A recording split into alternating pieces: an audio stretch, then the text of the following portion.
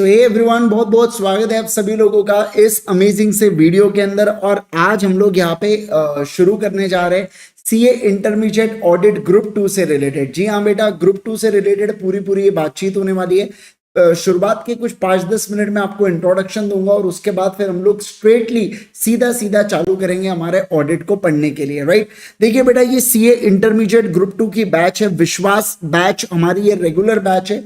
ये 30 मई से चालू हुई है और ये लगभग चलने वाली है, आप ऐसा समझ लीजिए 15 अगस्त तक। 15 अगस्त तक हम लोग कोशिश करेंगे कि ऑडिट एंड एथिक्स को पूरी तरीके से हम लोग इसको फिनिश ऑफ करवा दे, ठीक है ना। ओके, इसके साथ अगर मैं बात करूं आपके साथ ऑडिट एंड एथिक्स के बारे में, जो मेरा कोर्स है यहाँ पे ऑडिटिंग एंड एथिक्स का, तो पहले कुछ 5-10 सेशंस तो यूट्यूब के ऊपर होने वाले हैं, डेमो लेक्चर्स, और उसके बाद ये जितने भी लेक्चर्स है ये ऐप के ऊपर आपके शिफ्ट हो जाएंगे।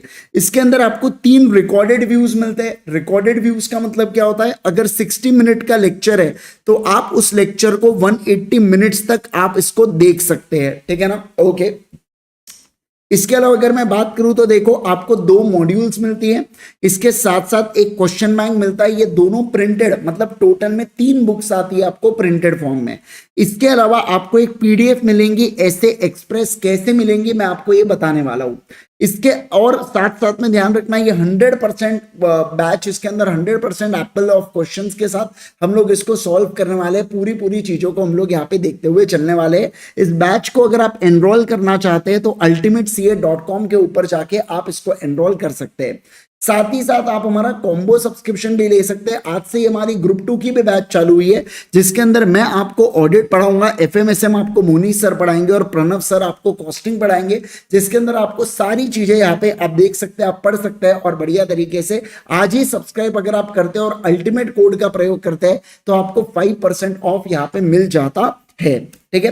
बैच चालू करने से पहले मैं आपके साथ एक और चीज बता दूं कि देखो, जो मेरे ऑडिट के सेशंस है ना, ये ऑडिट के सेशंस पूरे के पूरे रिकॉर्डेड फॉर्म में, मतलब कोई लाइव बैच अल्टीमेट सीए के ऊपर नहीं होने वाली है। अल्टीमेट सीए के ऊपर लाइव बैच नहीं है मेरी ऑडिट की। मतलब सर आप कोई पुराने लेक्चर चिपकाओगे ना, नहीं बेटा, मैं आपको लेटेस्ट बैच, जो मेरी लेटेस्ट बैच अभी चल रही है 20 मई 2024 से मेरी ऑफलाइन बैच चालू हुई है नागपुर के अंदर, है ना, जो सितंबर 24 और जनवरी 25 वाले स्टूडेंट्स के लिए। तो ये उस ऑफलाइन बैच के हमारे सेशंस रहने वाले, उस ऑफलाइन बैच के हमारी यहाँ पे रिकॉर्डिंग्स रहने वाली है। अब सर अगर हमें डाउट आया, रिकॉर्डिंग सेशन है, लाइव सेशन में तो हम डाउट पूछ सकते हैं। अब आपको भी पता है और मुझे भी पता है कि ग्रुप 1 में हम लोग लाइव लेक्चर लेते हैं, लेकिन कितना लाइव लेक्चर देखते हैं, है ना। तो खास करके अगर मैं बात करूं सीए इंटरमीडिएट लेवल पे, तो थोड़ी सी बच्चे में मैच्योरिटी आ जाती है, तो वो जानता है कि लाइव और रिकॉर्डेड से उतना अंतर नहीं पड़ता। मेन होता है कि क्लास के ऊपर फोकस करना, ध्यान से फोकस देना। तो सर इसका मतलब ये हुआ कि हमें एक लेक्चर रोज का मिलेगा। हाँ, आपको एक लेक्चर रोज का मिलेगा, ताकि आप डेली वो टारगेट आपको मिले और आप उसको कंप्लीट करते हुए चलो, ठीक है सर। साथ में मैं बता दूं कि आप लोगों के लिए अलग से टेलीग्राम ग्रुप मैंने बना रखा हूं। ये जो वीडियो चल रहा है इसके कमेंट सेक्शन में, या आप इसके अगर डिस्क्रिप्शन बॉक्स में जाएंगे तो आपको टेलीग्राम ग्रुप की लिंक मिल जाएंगी, तो जरूर से उसको ज्वाइन कर लीजिएगा, है ना। क्योंकि मैं बीच में आप लोगों के जूम पे डाउट सॉल्विंग सेशन लिया करूंगा, तो डाउट सॉल्विंग सेशन आप अटेंड कर पाए। कब मैं डाउट सॉल्विंग सेशन ले रहा हूं, कब मैं आपको बता रहा हूं कि किस तरीके से आपने पढ़ाई करना है, क्या करना है, ये सारी चीजें मैं आपको बताते हुए चलूंगा। तो जरूर से इस टेलीग्राम ग्रुप को ज्वाइन कर लीजिएगा। प्लीज मैं आपसे रिक्वेस्ट करूंगा कि अगर आप हमारे पेड मतलब इसमें बैच में जुड़ते हैं ना, तभी आप टेलीग्राम ग्रुप को ज्वाइन कीजिएगा। इससे नहीं तो क्या होगा, आप अपने को क्या शौक रहते बेटा ग्रुप ज्वाइन करने के, कर तो लेंगे पर आपको समझेगा क्या वहां पे। अगर मैं कोई भी लिंक्स आपको दूंगा तो आपको समझेगा नहीं उधर, है ना। तो इट्स बेटर कि आप अपना भी टाइम पास ना कीजिए और बाकी बच्चों का भी खोटीपना मत कीजिएगा। तो ऐसे कि इसके अंदर आप, है ना, अगर हमारे इसका बैच का पार्ट अगर आप बनते हैं ऑडिट के, तो आप डेफिनेटली इस टेलीग्राम ग्रुप को ज्वाइन कीजिएगा, जिसकी लिंक मैंने इस वीडियो के कमेंट सेक्शन के अंदर और डिस्क्रिप्शन के अंदर डाल रखा हूं। आपको ऑडिट पढ़ते वक्त किसी भी समय कोई भी डाउट आता है, आप मुझे टेलीग्राम कर सकते हैं CAIG सर इस हैंडल के ऊपर, और मैं आपके डाउट्स को सॉल्व कर देता हूं विदिन 24 आवर्स। मेरी कोशिश रहती है कम से कम समय के ऊपर, लेकिन फिर भी मैं अज्यूम कर लो कि 24 आवर्स के अंदर आपका डाउट सॉल्व हो ही जाता है। नहीं तो अल्टीमेट सीए के ऊपर डाउट पोर्टल है, बट मैं चाहूंगा कि आप मुझे टेलीग्राम के ऊपर भेजो। इससे क्या फोटो खींचा तुरंत भेजा, मैं भी यहाँ पे वॉइस रिकॉर्ड करके आपको तुरंत यहाँ पे आपके आंसर जो भी क्वेरी होंगी उसका समाधान कर सकता हूँ। इसके साथ साथ जब आप हमारे ग्रुप को ज्वाइन करेंगे ना, तो आपको दिखने वाला है यहाँ पे लेक्चर ट्रैकर, और उसके साथ साथ आपको नजर आएंगे नोट्स। क्या कहा मैंने, बोलो, लेक्चर ट्रैकर और नोट्स। आप सारे लोग जानते हो कि मैं आपको क्लास के अंदर बहुत ज्यादा लिखवाता हूँ, लिखा लिखा के नोट्स बनाता हूँ। जैसे कि लॉ के भी लिखा लिखा के नोट्स बनाया, उसी प्रकार से ऑडिट के भी लिखा लिखा के नोट्स बनाता हूँ। तो ऐसे सेशन के अंदर, ऐसे चीजों के अंदर आपने क्या करना है, देखो आप सभी लोग इस टेलीग्राम ग्रुप को जस्ट मैंने क्रिएट किया हूं, तो आप सभी लोग इस टेलीग्राम ग्रुप को जैसे ही ज्वाइन करते हैं, आ जा रहे बाबा, हाँ ये देखो टेलीग्राम ग्रुप को आप ज्वाइन करते हैं अभी, है ना, जस्ट क्रिएट हुआ है ये सेशन। तो अभी मैं और हमारे टीम वाले ही है यहाँ पे। अब इसके अलावा अब आपके अचानक से भीड़ आना चालू हो जाएंगी, तो अब आप जब जुड़ेंगे इसके अंदर, तो देखो यहाँ पे आपको लिंक दे के रखिए डिस्क्रिप्शन में। आप वो लिंक को क्या करना, आप वो लिंक को यहाँ पे पेस्ट करना, ठीक है ना। काय पे जाके पेस्ट करेंगे, क्रोम पे। जैसे ही आप पेस्ट करेंगे, देखो यहाँ पे क्या नजर आएगा आपको, ऑडिट ट्रैकर नजर आएगा। ऑडिट ट्रैकर में यहाँ पे आपको दिखता है कि कौन से लेक्चर के आगे कौन से क्या क्या चीजें मैंने पढ़ाया हो, कौन से लेक्चर के आगे, तो आपको सारी चीजें यहाँ पे ध्यान में आ जाती है। क्या, हाँ सब ध्यान में आ जाती है। इसके साथ साथ देखो मैं जो रिवीजन वीडियोस लूंगा ना, वो रिवीजन वीडियोस के लिए अलग से टैब बना के रखा हूं, यहाँ पे पूरे रिवीजन वीडियोस अपलोड कर दूंगा, ताकि आपको ऑडिट पढ़ने में बाद में आप आसानी से रिवाइज कर पाओ। ठीक है सर, समझ गया। इसके अलावा ये देखो बोर्ड नोट्स, बोर्ड नोट्स के अंदर मेरे जितने भी नोट्स बनेंगे, जो भी क्लास के अंदर मेरे नोट्स बनेंगे, तो ये सारे के सारे नोट्स मैं अपलोड करते रहूंगा। क्या, हाँ सर, टाइम टाइम पे मैं अपलोड करते रहूंगा। साथ साथ में जो जो नोट्स बनते हुए चलेंगे वो मैं अपलोड करते हुए चल सकता हूँ। अब आप इस नोट्स को प्रिंट निकालो या आप इसको लिखना चाहो, मेरे हिसाब से तो आपने लिखना चाहिए, बट स्टिल आप है कि मानेंगे नहीं, तो ऐसे केस के अंदर अगर आपको इसको लिखना है तो आप डेफिनेटली लिखिए। आपको प्रिंट निकालना है तो आप प्रिंट में निकाल सकते हैं। ओके सर इस बैच को एनरोल कैसे करना है, तो देखिए इसके लिए आपको जाना है ultimateca.com के ऊपर। जैसे ही आप ultimateca.com पे गए, गेट स्टार्टेड पे क्लिक करना, फिर आप यहाँ पे न्यू सिलेबस के ऊपर जाइएगा।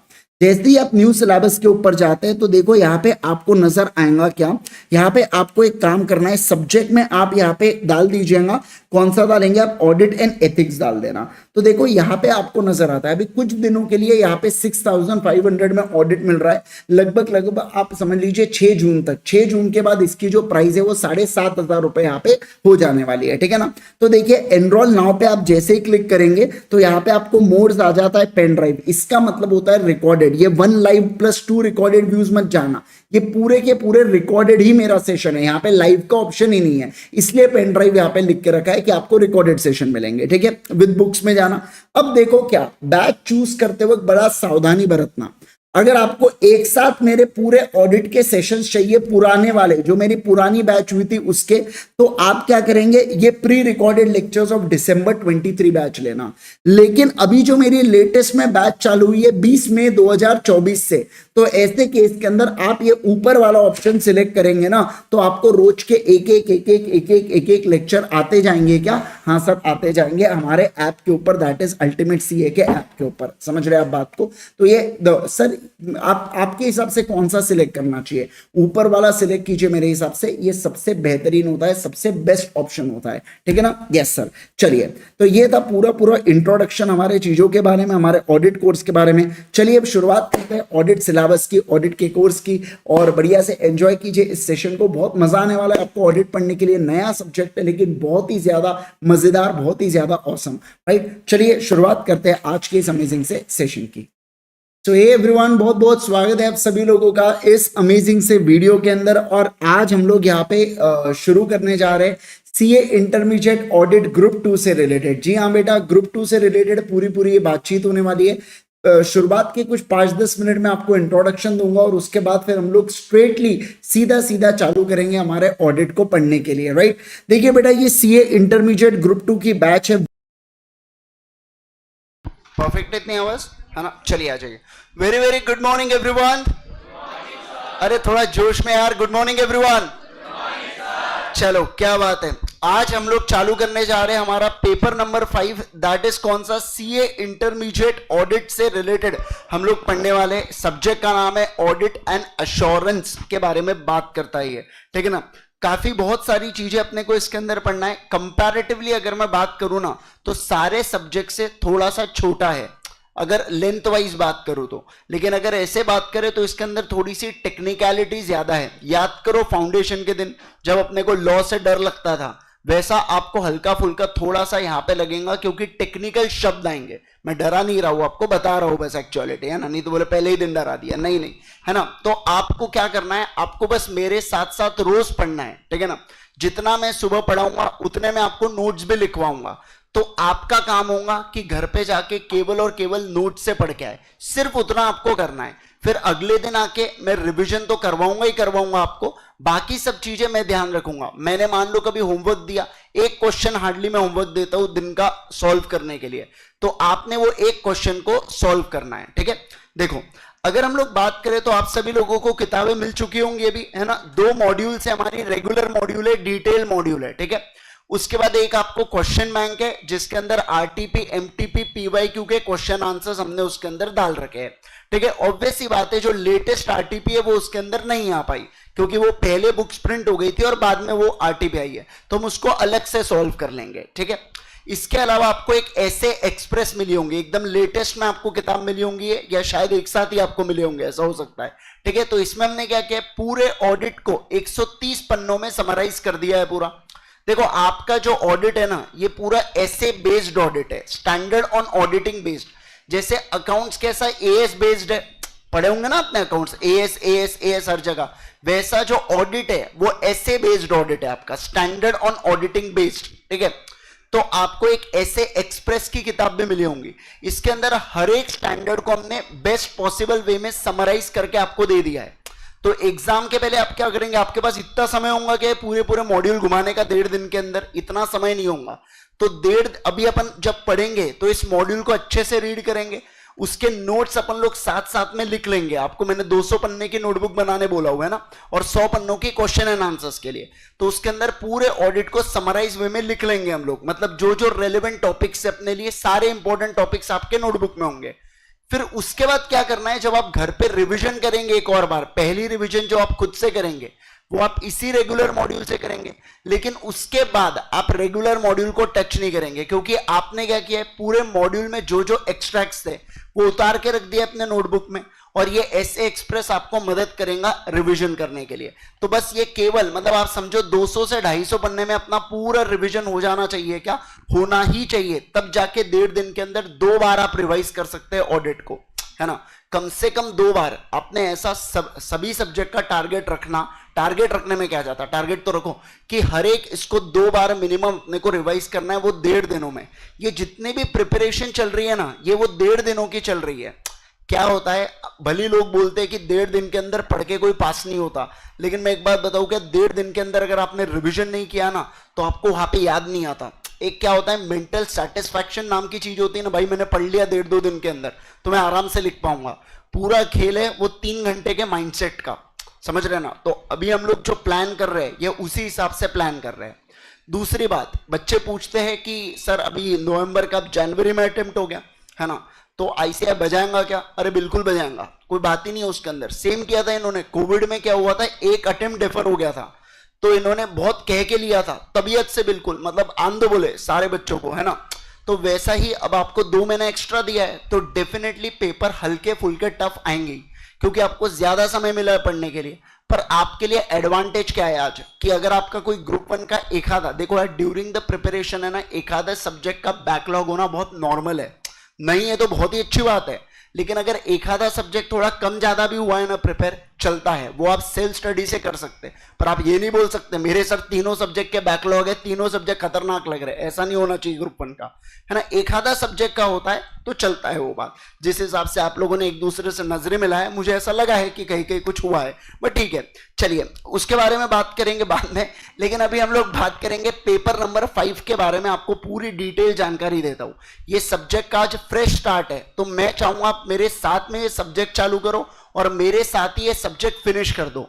अगर आप देखोगे तो ड्यूरेशन कोई बहुत बड़ा नहीं है, 1.5 घंटे का ड्यूरेशन है, हार्डली 10 पेजेस 8 पेजेस एक दिन में पढ़ के होंगे अपने, हार्डली एकदम, है ना। तो उतने तो पेजेस आप अपन समराइज कर सकते हैं। कोई मेट्रो में आता जाता है तो तुमने सिर्फ मेट्रो में भी पढ़ लिया ना तो भी बहुत ज्यादा इनफ होगा आपके लिए, ठीक है।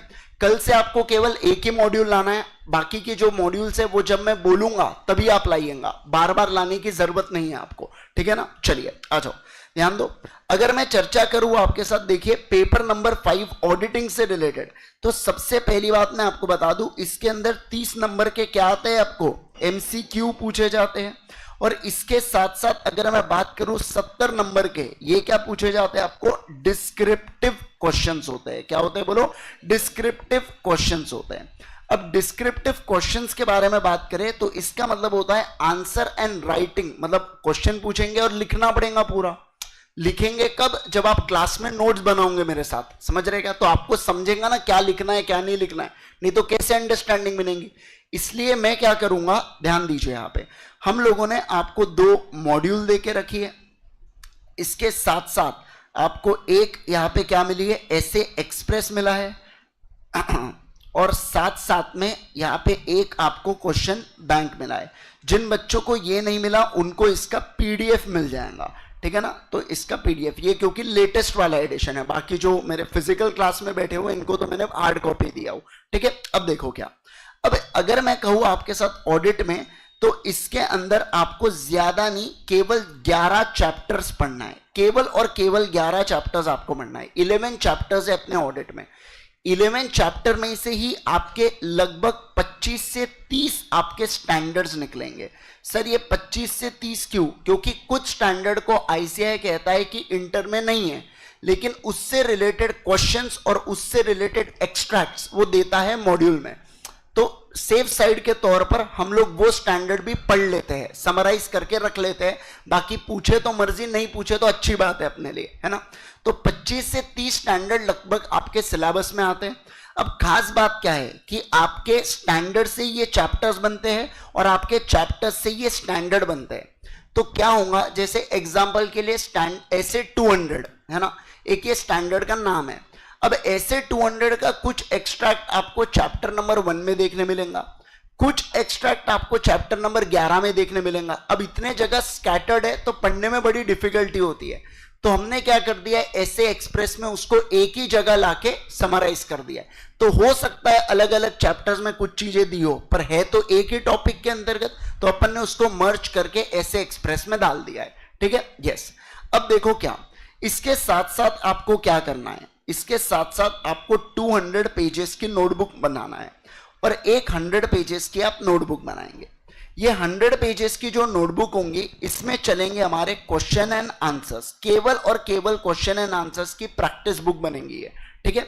और ये जो 200 पेजेस की है ये हमारी क्या बनने वाली है, ये हमारी समरी हैंड रिटन बुक बनने वाली है। तो जितने भी बुक होंगी हमारी, ये सारी की सारी का मतलब एक प्रकार से आप समझ लो हर चीज को समराइज करते हुए हम लोग इसके अंदर चलने वाले हैं। ये बहुत ज्यादा मतलब हद से ज्यादा बेनिफिशियल होगा आपके लिए। बस एक बात का आपको ध्यान रखना है कि ये जो है ना, ये आप ड्यूरिंग द क्लास मेरे साथ लिखते हुए चलोगे, आपको इसके लिए अलग से टाइम नहीं देना है। हालांकि एक पूरा चैप्टर होने के बाद मैं उसकी पीडीएफ अपलोड कर दूंगा ड्राइव पे और उसकी लिंक आपको प्रोवाइड करवा दूंगा, लेकिन एज ऑफ नाउ आप इस बात का ध्यान रखो कि आप मेरे साथ में लिखते हुए चलो। इससे 2 बातें होंगी, मैं क्या पढ़ा रहा हूं आपको उसके तरफ ध्यान रहेगा, और दूसरा क्लास में क्या टॉपिक चल रहा है, आजू बाजू वाला क्या बोल रहा है, उससे अपने को कोई लेना देना नहीं रहता है फिर, बराबर। मैं और स्क्रीन बस आपको इतने तरफ ही देखते हुए चलना है। आपको हर एक टॉपिक पक्के से समझना ही समझना है अगर मैं इसके ऊपर लिख रहा हूं तो, ठीक है। देखो मैं अगर जनरली बात करूं ना, तो क्लास के अंदर मैं 2 प्रकार की नोटबुक्स यूज करता हूं। पहली नोटबुक जो आप देख रहे हैं स्क्रीन के ऊपर, ये फॉर्मेट वाली नोटबुक रहेंगी, ये गुड नोट्स वाला फॉर्मेट है, आप ऐसा समझ लो। और दूसरा मैं जो यूज करता हूं वो यूज करता हूं वन नोट, ठीक है ना। ये वन नोट जो होगा ये आपको चीजों को एक्सप्लेन करने के लिए होता है, कोई एग्जाम्पल की मदद से या कोई भी चीज मुझे एक्सप्लेन करना है तो मैं वन नोट का प्रयोग करता हूं। वन नोट की चीजें आपको कॉपी करना नहीं करना ये आपकी चॉइस होंगी, ये मैं मतलब ऐसा कंपल्शन नहीं है। लेकिन अगर यहां पे मैं कुछ भी लिखूं तो ये आपको लिखना ही लिखना है क्या, ये कंपल्सरी है कि आपके बुक में मेरे को दिखना चाहिए। समझ रहे आप बात को। रेगुलरली जब टेस्ट होती रहेंगी तो मैं टेस्ट कंडक्ट करूंगा, पूरे पेपर्स तो प्रैक्टिकली पॉसिबल नहीं है मेरे लिए चेक करना, पर कुछ एक दो पेपर्स, हैंडफुल ऑफ पेपर्स मैं चेक करूंगा, जिसकी मदद से मुझे ये समझे कि आप लिख क्या रहे हो और आपको कितना जम रहा है और नहीं जम रहा है लिखना। ठीक है ना? चलो सर आ जाओ, ध्यान देंगे। फटाफट सारे लोग नोटबुक निकालिए। आज से अपना पहला यूनिट चालू करेंगे। मैं कौन हूं, क्या हूं, मैं क्या करता हूं, क्या नहीं करता हूं, सब आपको ड्यूरिंग द क्लासेस बता दूंगा। ठीक है ना? चलिए सर आ जाओ यहाँ पे। वैसे मैं बता दूं आपको कि सीए फाउंडेशन, सीए इंटर और सीए फाइनल तीनों लेवल का मैं कैप्स का स्टूडेंट रहा हूं पहले। इंटरमीडिएट तो ऑब्वियस सी बात है, फाइनल में मैं शर्मा सर से पढ़ा हुआ हूँ अकाउंट्स में। मैं एक्चुअली पहले ज्वाइन किया था, बट मेरे को कुछ समझा नहीं इधर उधर, मेरे को फिर आखिर में शर्मा सर का ही समझ में आया, तो मैंने शर्मा सर ही ज्वाइन किया था लास्ट में। ठीक है, चलो सर आ जाओ, अब ध्यान देंगे यहाँ पे, फोकस करना, अच्छे से समझते हुए चलना। 200 पेजेस की नोटबुक निकाल लीजिए। पहला पेज आपका इंडेक्स का होगा बेटा, अगर इंडेक्स नहीं है तो पहला पेज छोड़ना, इंडेक्स है तो मत छोड़ना। इसके अलावा जो पेज नंबर 2, 3 और 4 है, ये इंपॉर्टेंट कीवर्ड्स के पेजेस होंगे आपके। ठीक है ना? प्लीज पेज नंबर डालते हुए चलेंगे, ये आपको बाद में बहुत ज्यादा काम आएगा रेफरेंसिंग के लिए। और पेज नंबर 5 से आपका चैप्टर नंबर 1 शुरू होने जा रहा है। ठीक है ना? चलो एक बार देख लो, उतने पेजेस छोड़ के बराबर आ जाओ पेज नंबर 5 के ऊपर सीधा, जहां से आपका चैप्टर नंबर 1 शुरू हो रहा है। कुछ भी आपको डाउट लगा, मेरे को पहले पूरा कंसेप्ट पढ़ाने देना, उसके बाद आपको जो भी डाउट आया पूछ लेना आराम से। मैं कोई आपके डाउट पूछने पर आपको रोस्ट नहीं करूंगा कि ऐसे कैसे फालतू डाउट पूछ लिया करके, ऐसा कुछ भी नहीं होगा। आप बिंदास बस वाहियात डाउट मत पूछना, मतलब बहुत ही वाहियात मत पूछ लेना, पूछो पर एकदम भी बहुत ही गया गुजरा मत पूछना। ठीक है ना? आओ देखिए सर, बात करें अगर आपके साथ, सबसे पहले चर्चा करेंगे ऑडिट का मतलब क्या होता है ना? आज जो हमको टर्म को समझना है वो किसको समझना है? ऑडिट को अपने को समझना है। कौन से टर्म को समझना है बोलो जल्दी से? ऑडिट टर्म को समझना है। ऑडिट का अर्थ क्या होता है? किसी ने पहले सुना होगा कि सीए को सिग्नेचर करने के पैसे मिलते, ऐसा सुने तो सबने होंगे ये बातें। तो क्या होता है आखिर ऑडिट का मतलब? प्लीज बताइए जरा मेरे को, किसी को भी, कोई भी आराम से बता सकता है, ऐसा कोई घबराने वाली बात नहीं है इसमें। कोई बताए? हाँ बोलो। Verification of books of account, भारी शब्द बोले एकदम, बताइए। और बाकी क्या क्या? स्क्रूटनी ऑफ फाइनेंशियल स्टेटमेंट, ये भी एक अच्छी चीज बताइए। और बताइए बाकी किसी को, और कोई कुछ और? घबराओ मत, ऐसा बता दो कुछ भी लग रहा है मन में तो बेटा। भरोसा दिलाना फाइनेंशियल स्टेटमेंट के ऊपर, सही कह रहा है। आप सभी लोगों ने कहीं ना कहीं चैप्टर नंबर 10 पढ़े होंगे बेटा, लॉ के अंदर पढ़ लिए क्या आप लोगों ने? जो बात करता है ऑडिट एंड ऑडिटर्स के बारे में, जो ये कहता है सेक्शन नंबर 141 कि अगर एक पर्सन चार्टर्ड अकाउंटेंट है और उसके पास सर्टिफिकेट ऑफ प्रैक्टिस है तो वो ऑडिटर बन सकता है, ऐसा आप लोगों ने पढ़ा है। और अगर कोई फर्म है तो उसमें मेजॉरिटी ऑफ पार्टनर्स क्या होने चाहिए?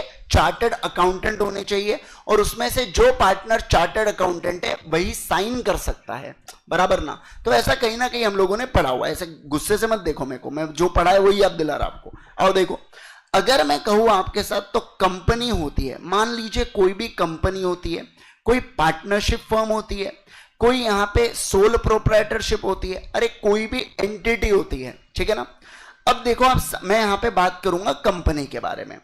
अब आप सारे लोग जानते हो कि कंपनी के अंदर पैसा कौन लगाता है बेटा? कंपनी के अंदर पैसा शेयर होल्डर्स लगाते हैं, बराबर है ना? आपके और मेरे जैसे लोग कंपनी में इन्वेस्ट करते हैं, शेयर होल्डर्स इन्वेस्ट करते हैं।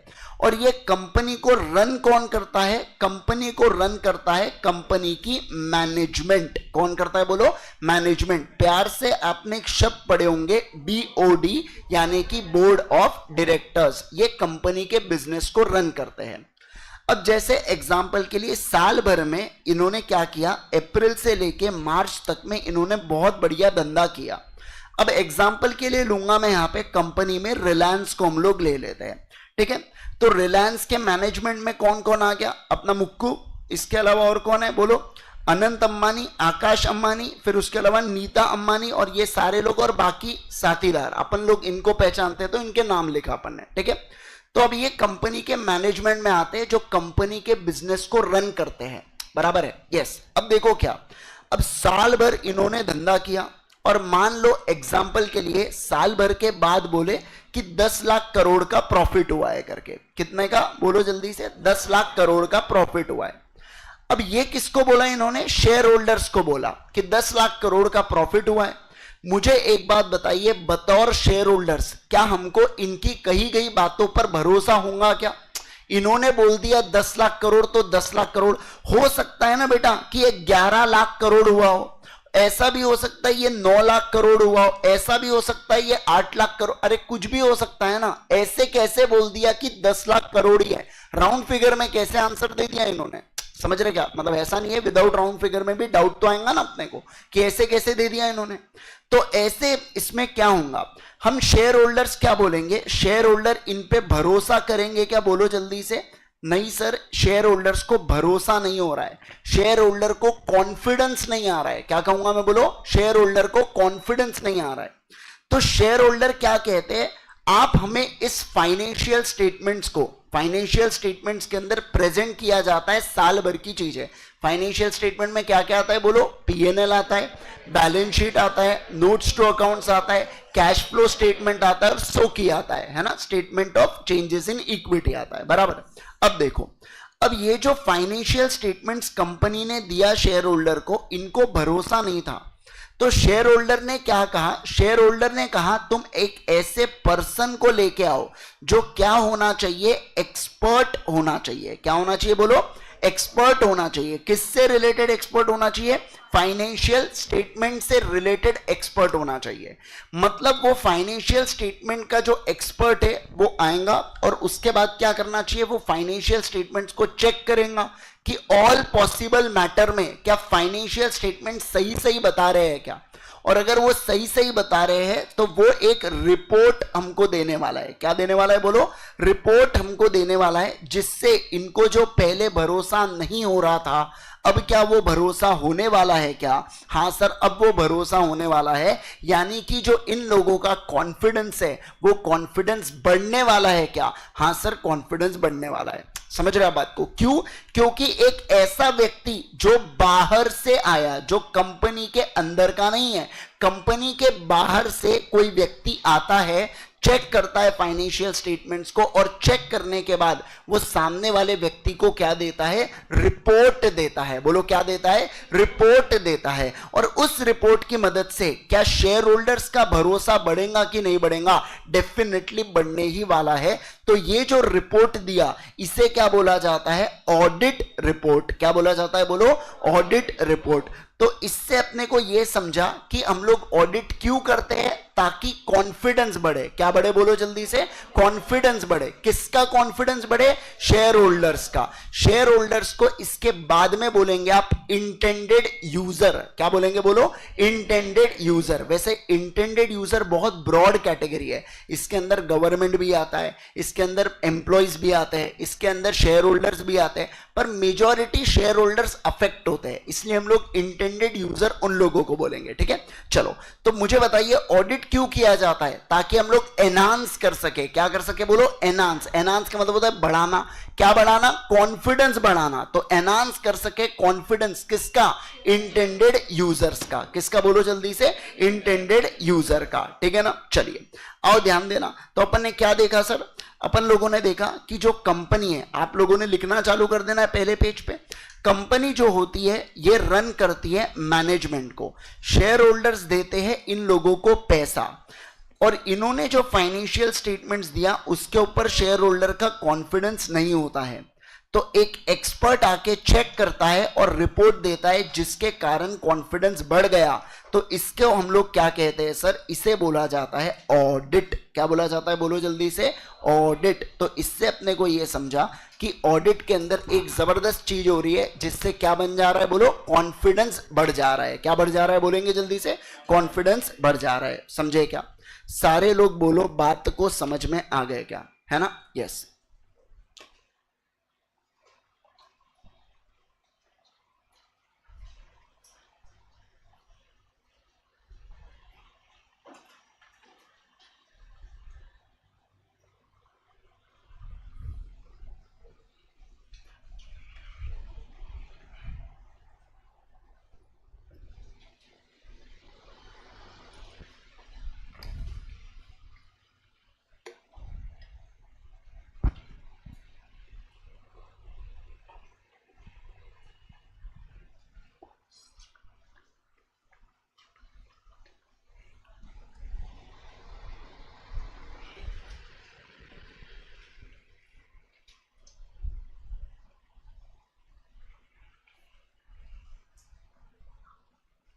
हो गया आप लोगों का लिख के? जो 3 पेजेस अपन ने शुरुआत में छोड़े थे की टर्म्स वाले, वो की टर्म्स के पेजेस में लिखो सबसे पहले एफ एस।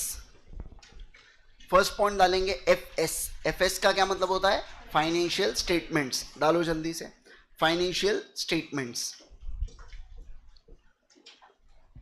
सेकेंड पॉइंट लिखो एस एच। एस एच का मतलब क्या होता है? Share holder. Share holder.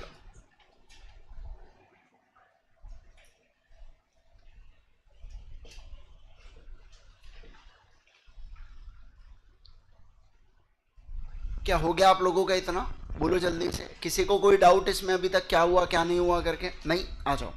देखो अब बात करेंगे किसके बारे में? अब बात करेंगे ऑडिट के डेफिनेशन के बारे में। किसके बारे में? बोलो जल्दी से, ऑडिट के डेफिनेशंस के बारे में अब यहाँ पे हम लोग चर्चा करने जा रहे हैं। ठीक है, आ जाओ। देखो सारे लोग आ जाएंगे मॉड्यूल नंबर 1 में, पेज नंबर 1.1 में। देखो क्या बोला गया है ऑडिट के डेफिनेशन, सारे लोग पढ़ेंगे। देखो आराम से मेरे साथ पहले सभी लोग एक सुर में एक ताल में रीड करेंगे, ठीक है ना? 1 2 3 गो।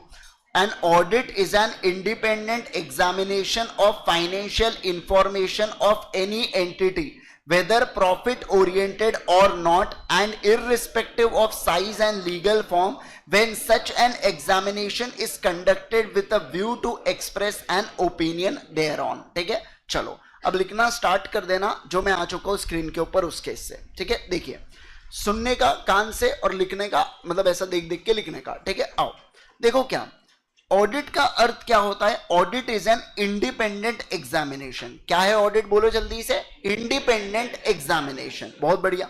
किसका इंडिपेंडेंट एग्जामिनेशन है? फाइनेंशियल इंफॉर्मेशन का। किसका है? बोलो जल्दी से, फाइनेंशियल इंफॉर्मेशन का।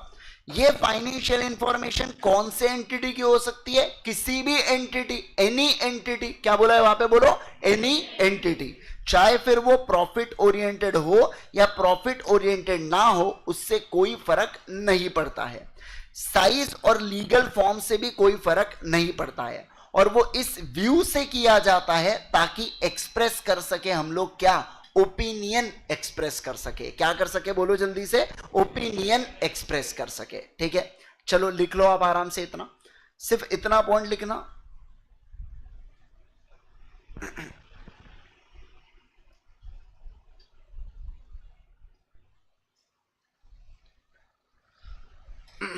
चलो और ध्यान दो, सुनो सुनो सुनो। ठीक है, थोड़ी बहुत छूट भी रहा है तो कोई प्रॉब्लम नहीं, अभी आपको समय मिल जाएगा लिखते लिखते। देखो यहाँ पे सबसे पहला क्या बोला? ऑडिट एक इंडिपेंडेंट एग्जामिनेशन है। क्या है? बोलो जल्दी से, इंडिपेंडेंट एग्जामिनेशन। शब्द के ऊपर ध्यान देना, इंडिपेंडेंट। कौन सा शब्द है? बोलो, इंडिपेंडेंट शब्द है। इंडिपेंडेंट का मतलब क्या होता है? देखो लिख के रखा है यहां पे, बिना डर के। क्या मतलब होता है? बोलो जल्दी से, बिना डर के। मतलब विदाउट डरे मैं एग्जामिनेशन करूं तो उसे मैं ऑडिट का नाम दूंगा। अगर मैं डर के करूं तो वो ऑडिट नहीं होने वाला है। बिना डरे का मतलब क्या है यहां पे? कि judgement of a person is not subordinate to the wishes of another. भाई साहब क्या लाइन दी है, देखो यहां पे, फिर से बोलूंगा। क्या? Judgement of a person is not subordinate to the wishes of another. मतलब जैसे मान लो मैं ऑडिटर हूं, ठीक है, मुझे कोई जजमेंट देना है, मुझे कुछ बोलना है, तो ये क्या नहीं होगा? ये सबऑर्डिनेट। सबऑर्डिनेट का मतलब क्या होता है? Lower level. किसके सबऑर्डिनेट में नहीं होना चाहिए? विशेस ऑफ अनदर पर्सन के। मतलब क्या कि आपकी इच्छा ये हुई विशेस, और मेरा जजमेंट यानी मैं जो भी बोलना चाहूं वो आपकी इच्छा के नीचे नहीं होना चाहिए। मतलब आपने बोला ए तो ए, आपने बोला बी तो बी, वैसा नहीं चलता। समझे क्या?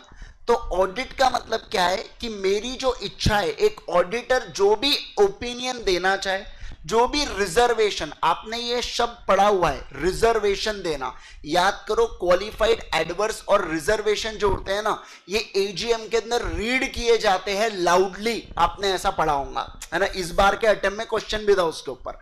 तो देखो क्या, अब ये जो रिजर्वेशन है, मतलब रिजर्वेशन का अर्थ होता है खराब ओपिनियन देना, कि फाइनेंशियल स्टेटमेंट ना मजा नहीं आया उसमें, कुछ तो भी फ्रॉड लग रहा है, समझे।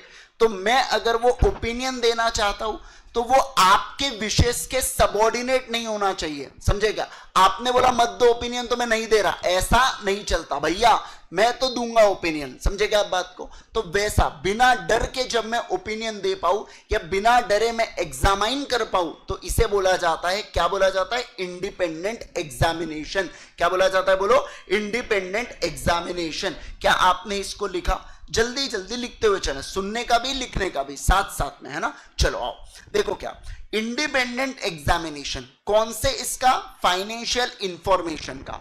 फाइनेंशियल इंफॉर्मेशन कहां से पता चलती है? फाइनेंशियल स्टेटमेंट से पता चलती है यार। फाइनेंशियल स्टेटमेंट में क्या क्या होता है, रिपीट कर दो, balance sheet, P&L, notes to account, CFS और सो की, बराबर है, ये 5 चीजें, ठीक है।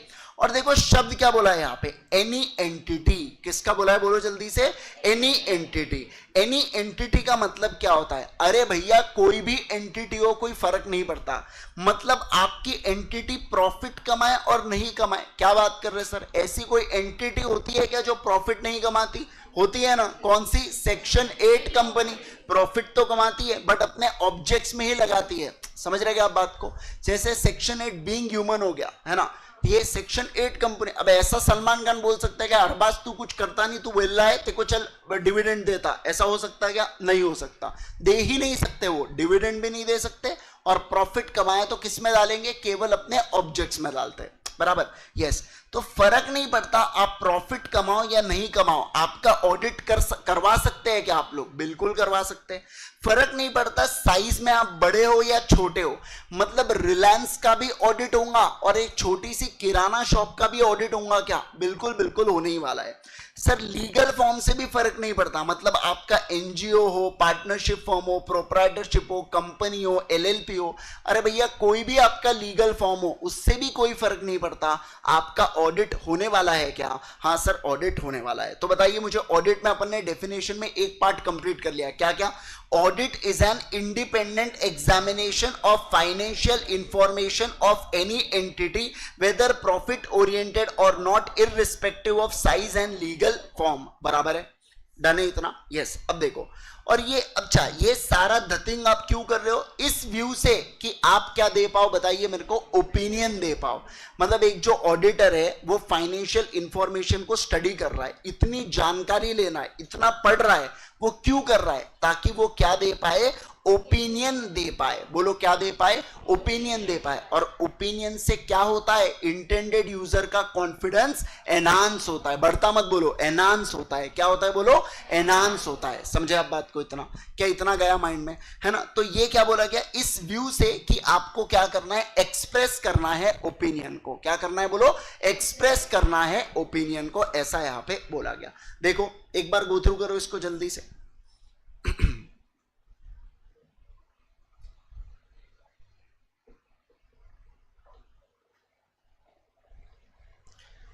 देखो एक पर्सन इंडिपेंडेंट है या नहीं है, इसके लिए भी आपने चीजें पढ़ी हुई है। सेक्शन नंबर 141(3) के डिस्क्वालिफिकेशंस आपने पढ़े होंगे बेटा, जहां पे बोला गया था एक बॉडी कॉर्पोरेट ऑडिटर नहीं बन सकता।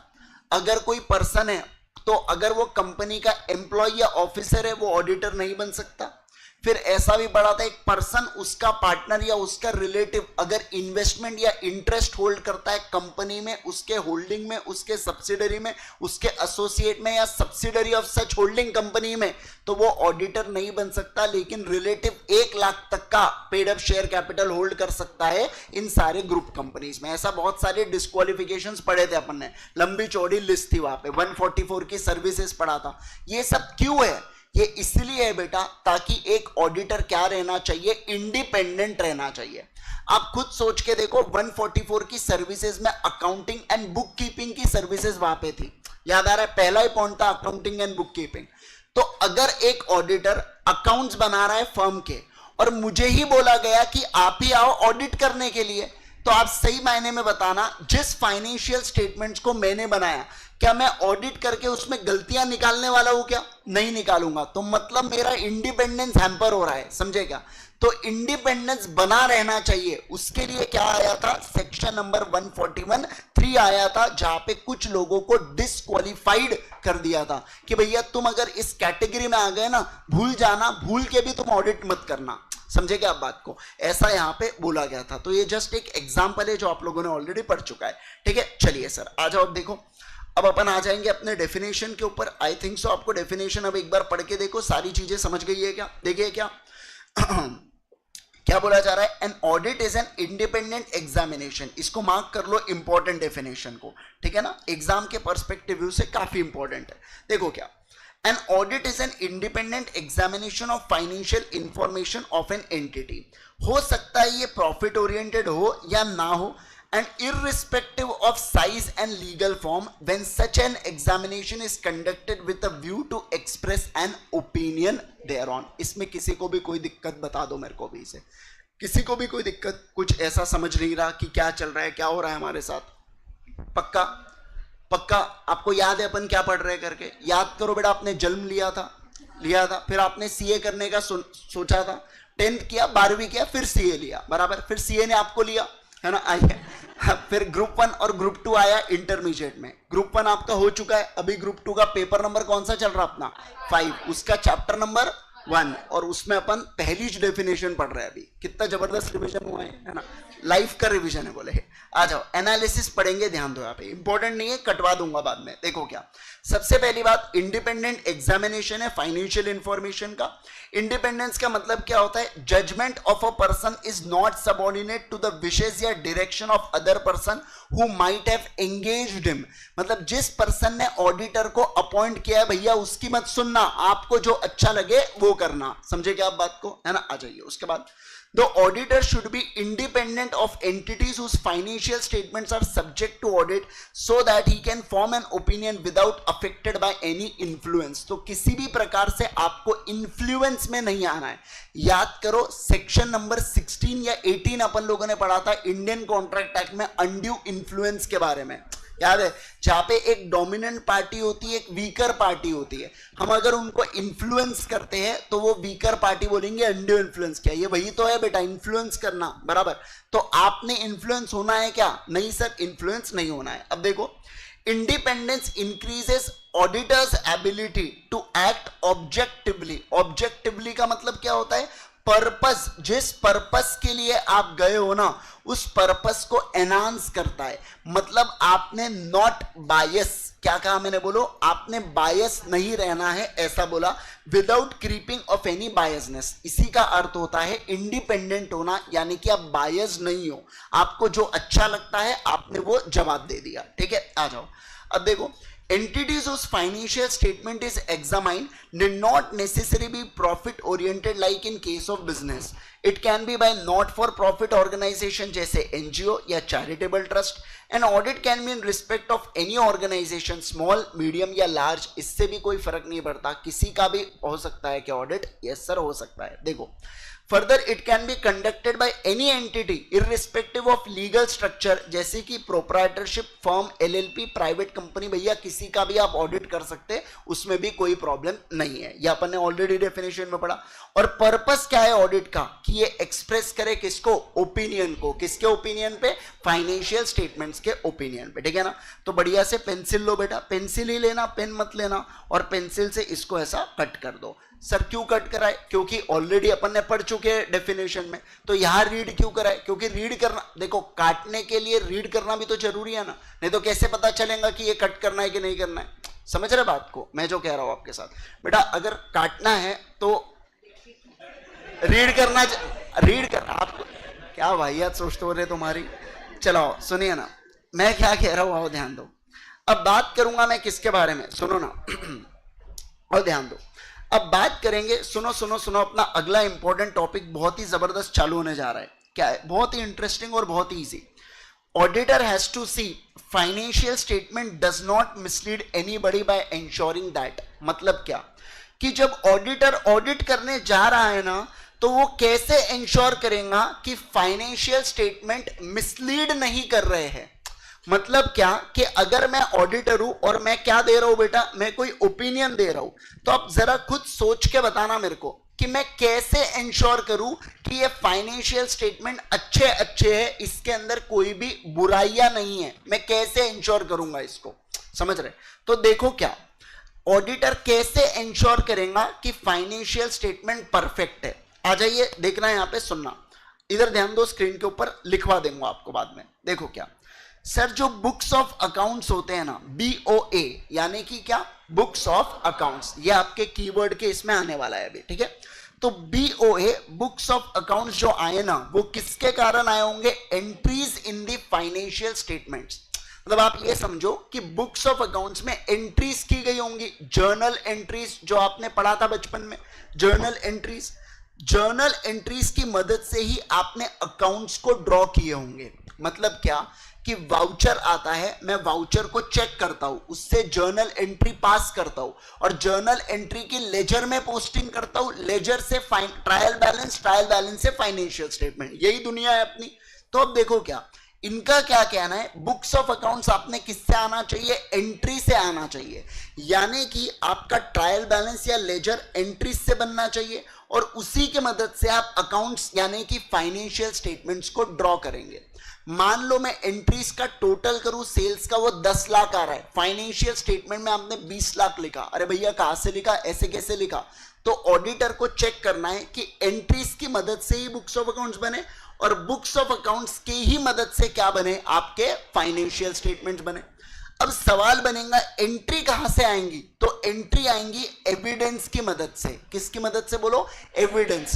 तो यहां पे SAAE का क्या मतलब होता है? Sufficient and appropriate audit evidence. क्या होगा बोलो जल्दी से? Sufficient and appropriate audit evidence. आगे डिटेल में समझाऊंगा, वर्ड आने वाला है, बस अभी के लिए समझो ऑडिट एविडेंस क्या होता है, बोलो जल्दी से। ऑडिट एविडेंस मतलब एग्जांपल सुनो कि अगर एक वाउचर है, मैं दुकान में गया, मैंने दुकान से खरीदी किया, खरीदी करने पर मुझे इनवॉइस मिला, मैं आता हूं इनवॉइस लेके और मैं दे देता हूं किसको? मैं दे देता हूं अकाउंटेंट को। तो अकाउंटेंट ने क्या करना चाहिए? इनवॉइस की मदद से एंट्री पास करेगा, और एंट्री की मदद से अकाउंट्स बनेंगे, और अकाउंट्स की मदद से फाइनेंशियल स्टेटमेंट बनेंगे। यही चलना चाहिए ना? तो यही बोला इनको कि क्या कि एंट्री जो आए ना वो SAE यानी कि ऑडिट एविडेंस की मदद से आनी चाहिए आपका। ठीक है, ओके, इजी है इतना। तो ऑडिटर क्या चेक करेंगे? ऑडिटर के स्कोप में क्या है बताओ? ऑडिटर के स्कोप में पहला है कि एंट्री की मदद से बुक्स ऑफ अकाउंट्स बने, या एंट्री आए किसकी मदद से? एविडेंस की मदद से। पहला ये ऑडिटर के स्कोप में, और इस एंट्री की मदद से फाइनेंशियल स्टेटमेंट्स बने, ये भी ऑडिटर का आने वाला है क्या स्कोप? हाँ सर, ये भी ऑडिटर का स्कोप है। समझे क्या? एकदम इजी इजी है ना? आ जाइए, अब देखो तीसरा पॉइंट क्या कह रहा है कि कोई भी एंट्री छूटी नहीं होनी चाहिए, और कोई भी एंट्री झूठी नहीं होनी चाहिए। मतलब क्या?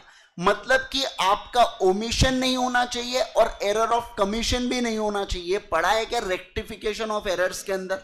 कि कोई भी एंट्री छूट ना जाए आपकी, और कोई भी एंट्री झूठी, मतलब 10,000 का अमाउंट है आप 1 लाख डाल रहे, 10,000 का अमाउंट है आप 10,000 का अमाउंट है आप 1,000 डाल रहे, ऐसी सब चीजें ना हो, या आप एंट्री ही कंप्लीटली ओमिट कर जाए, ऐसा तो बिल्कुल भी नहीं होना चाहिए। समझेगा आप बात को? तो कोई भी एंट्री छूटी नहीं, कोई भी एंट्री झूठी नहीं, ऐसा इसका अर्थ होता है। तो पहला क्या बोला? बोलो 3 पॉइंट्स अपन ने देख लिए, बहुत इजी इजी देखे एंट्री से रिगार्डिंग। पहला पॉइंट क्या देखा कि एविडेंस की मदद से एंट्री बनाओ जो बुक्स ऑफ अकाउंट्स में आएंगी, और उसी की मदद से आप फाइनेंशियल स्टेटमेंट्स को ड्रॉ कर लेना। 2 पॉइंट कवर हो गए। अब ये जो एंट्री है ये छूटनी नहीं चाहिए, और एंट्री झूठी भी नहीं होनी चाहिए। ऐसे 3 पॉइंट्स को कवर किया है। फट से छाप लो आपके बुक में, जल्दी से छाप लो। और जो पेज नंबर 1 है वहां पे जाके लिख लो। BOA का मतलब होता है बुक्स ऑफ अकाउंट्स, SAAE का मतलब होता है sufficient and appropriate audit evidence. Sufficient and appropriate audit evidence.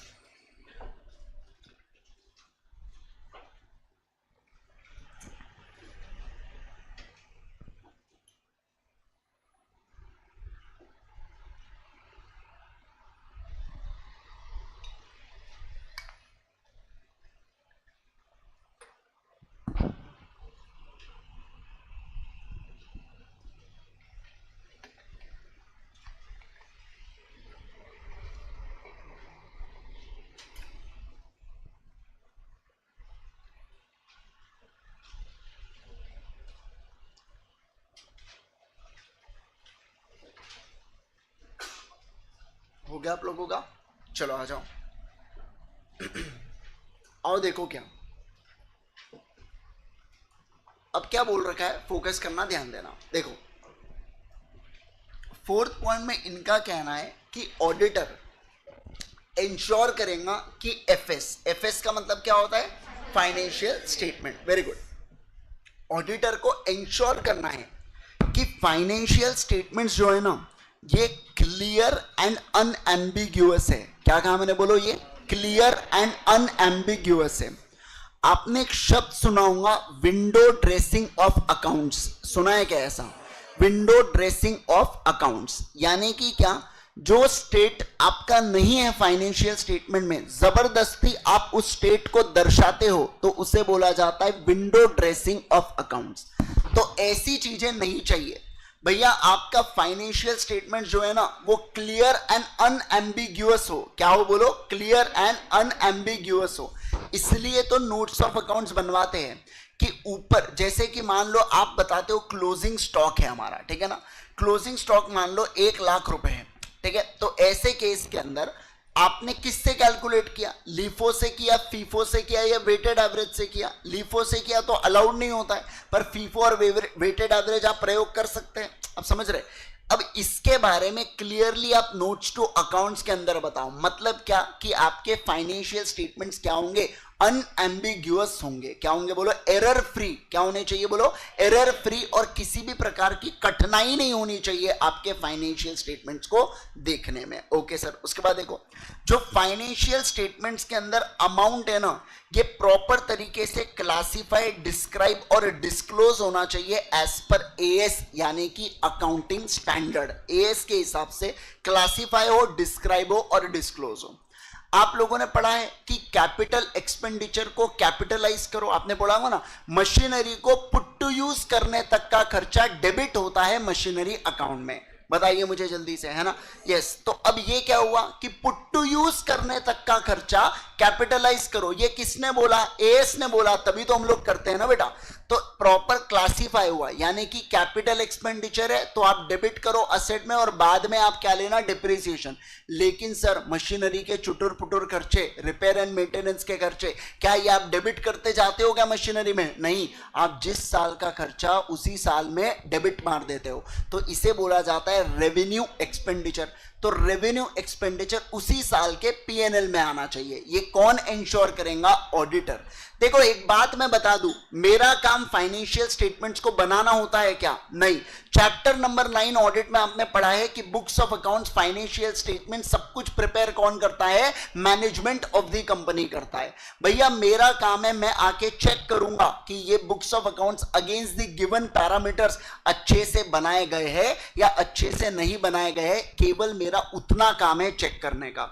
समझे क्या आप बात को? तो देखो क्या सर, जो फाइनेंशियल स्टेटमेंट्स होते हैं ना, इसका जो अमाउंट है क्लासिफाइड, डिस्क्राइब और डिस्क्लोज होना चाहिए प्रॉपरली। किसके अनुसार? एएस के अनुसार। किसके अनुसार बोलो? एएस के अनुसार। क्लासिफाई मतलब कैपिटल, रेवेन्यू जो भी है उसका डिस्क्रिप्शन आप दे दो और उसको डिस्क्लोज करो। अब अगर कैपिटलाइज एक्सपेंडिचर है तो वो बैलेंस शीट में दिखने वाला है, रेवेन्यू है तो वो पीएनएल में दिखने वाला है, और मान लो कुछ एक्स्ट्रा इंफॉर्मेशन है नोट्स टू अकाउंट्स में आप दोगे, बस उसी के बारे में चर्चा किया। ठीक है। और देखो अब देखो बहुत आखिरी पॉइंट है लेकिन बहुत ही ज्यादा जबरदस्त पॉइंट है। क्या कि आपका जो पीएनएल है और बैलेंस शीट है, किसके पीएनएल और बैलेंस शीट के बारे में बात हो रही है? कंपनी के कि ऑडिटर के? कंपनी के। जिस कंपनी का ऑडिट करने के लिए मैं जा रहा हूं उसके बारे में। तो उसका पीएनएल और बैलेंस शीट है ना, क्या व्यू देना चाहिए? देखो, ट्रू एंड फेयर व्यू। कैसा व्यू होना चाहिए? True and fair view. शब्द के ऊपर ध्यान दो, क्या बोला है यहाँ पे? फेयर व्यू के बारे में बोला जा रहा है। क्या करेक्ट व्यू के बारे में चर्चा की है क्या इन्होंने? नहीं सर, करेक्ट व्यू के बारे में बात नहीं किया। अब क्या होता है ट्रू एंड फेयर व्यू? आइए समझते हैं इसको एकदम आराम से, ठीक है ना। रुको एक मिनट।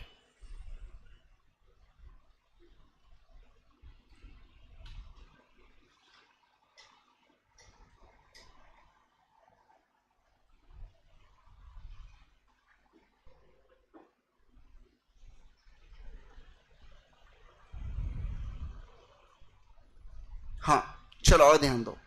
यहाँ पे बात करेंगे अपन किसके बारे में सर, यहाँ पे हम लोग बात करें इंटीग्रेटेड रिपोर्ट है ये, और कौन से इसकी है, अंबानी की है, मतलब कि यहाँ पे सिंपल सी बात है, रिलायंस के बारे में हम लोग बात कर रहे हैं। ठीक है, देखो यहाँ पे मैं अगर कहूँ आपके साथ तो रिलायंस का 21-22 के बारे में बात कर रहे हैं। ईयर कौन सा है बोलो, 21-22, आज से दो साल पहले की बात है। देखो क्या वैल्यू ऑफ सेल्स कितना है यहाँ पे, 4,63,067 करोड़ है, लेकिन ना मतलब सिर्फ लाख नहीं है, करोड़ है। ठीक है, तो 4,63,067 इनका ये करोड़ का फिगर है सेल का। ठीक है, ओके, चलो इतने का सेल हुआ, बहुत अच्छी बात है। अब क्या हुआ बेटा, अब क्या हुआ समझना, बात को ध्यान देना। आपका नाम पुष्पक, पुष्पक ना, हाँ पी। मान लो ये पुष्पक जो है ये एक चार्टर्ड अकाउंटेंट है। अंबानी जी कहते हैं आओ ऑडिट करो हमारा, तो पुष्पक जाते हैं और ऑडिट करते हैं। ठीक है ना, यस। पुष्पक ने बहुत मेहनत किया बेटा, 24 में से 25 घंटे काम किया पुष्पक ने, आड़ा टेढ़ा, मतलब क्या बताऊं मैं आपको, बहुत ज्यादा, अरे मतलब सही में कहा। अब यहां पे क्या हुआ, पुष्पक को एक एरर नजर आता है। क्या नजर आता है, एक एरर नजर आता है। पुष्पक को नजर आता है कि जो 1 लाख का फिगर है ना, वो कितने का डाल दिया बुक्स ऑफ अकाउंट्स में, वो डाल दिया 1,000 रुपए का या 10,000 रुपए का, वो एरर डाल दिया। समझे क्या, जो चीज होनी चाहिए थी 1 लाख की, वो पुष्पक को दिख गई कि वो 10,000 की है। एजीएम चल रही है, भरी सभा में बेटा, सारे मेंबर्स है, अंबानी जी बैठे हैं, सब कुछ हुआ है।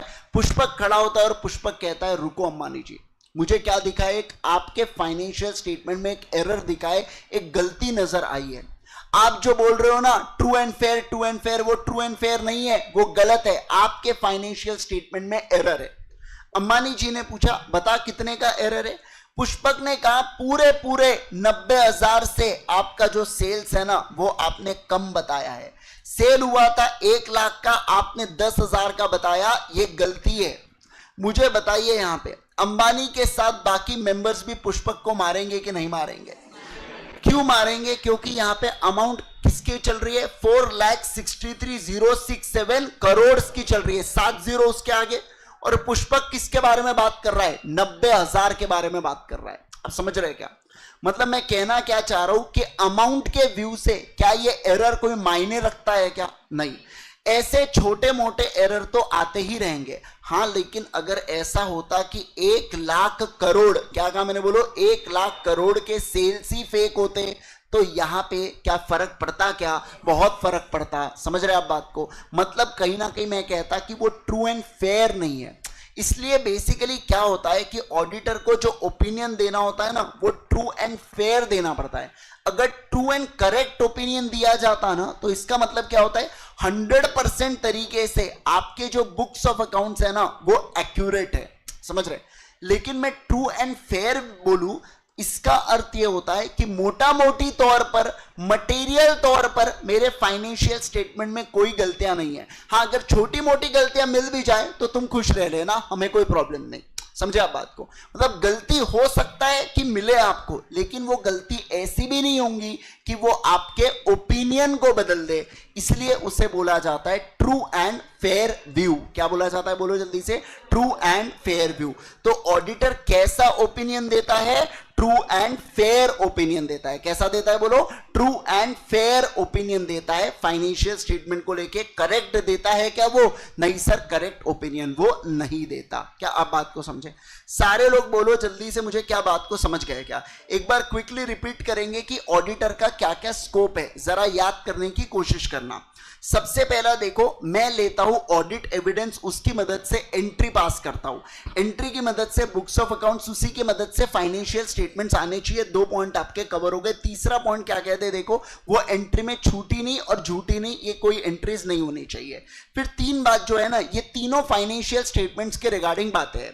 पहला क्या कि फाइनेंशियल स्टेटमेंट क्लियर और कैसा हो, अनएम्बिग्यूअस हो। सारे लोग बोलो कैसा हो, क्लियर और अनएम्बिग्यूअस होना चाहिए। दूसरा क्या बोला, फाइनेंशियल स्टेटमेंट में अमाउंट जो है वो प्रॉपर तरीके से क्या होना चाहिए, देखो, क्लासिफाइड, डिस्क्राइब और, बोलो, क्लासिफाइड, डिस्क्राइब और डिस्क्लोज होना चाहिए एज पर अकाउंटिंग स्टैंडर्ड। और आखिरी में बोला कि आपके पीएनएल और बैलेंस शीट कैसे व्यू देना चाहिए, ट्रू एंड फेयर व्यू देना चाहिए। किसी को कोई डाउट, किसी को कोई शक, बोल दो फटाफट। नहीं, चलिए आ जाएंगे जल्दी से। आओ आओ आओ कहाँ है, ये लो, देखो, auditor has to see that financial statement do not mislead by ensuring that, देखिए क्या, accounts have been drawn upon with reference to entries in the books of accounts. Entries in the books of accounts are supported by sufficient and appropriate evidence. उसके बाद देखो, none of the entries in books of accounts are omitted in the process of compilation, मतलब छूट नहीं जानी चाहिए entries. Information conveyed is clear and unambiguous. Financial statement properly classified, described and disclosed in conformity with AS. और फिर बोला गया statements of account present true and fair picture of operational results. Operational result पता चलता है आपको PNL से, and assets and liabilities आपको पता चलती है बैलेंस शीट की मदद से, बराबर है. तो उसके क्या होने चाहिए, ट्रू एंड फेयर व्यू जाने चाहिए. समझे क्या बात को? अरे बोलो ना जल्दी से, बात समझे क्या, है ना, एकदम ईजी है. क्या आपको ध्यान रहेगा, एक बार गो थ्रू कर लो फटाफट, जल्दी जल्दी गो थ्रू कर लो.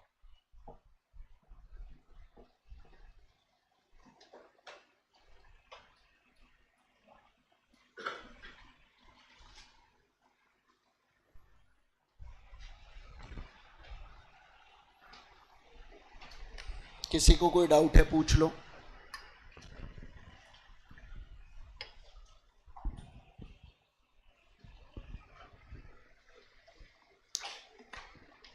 आप लोग किताबों को हाईलाइट नहीं करेंगे, मैं जब बोलूंगा तभी हाईलाइट करना, क्योंकि आप लोग पेन ब्रश चलाते हो किताबों पे, वो आप नहीं करेंगे.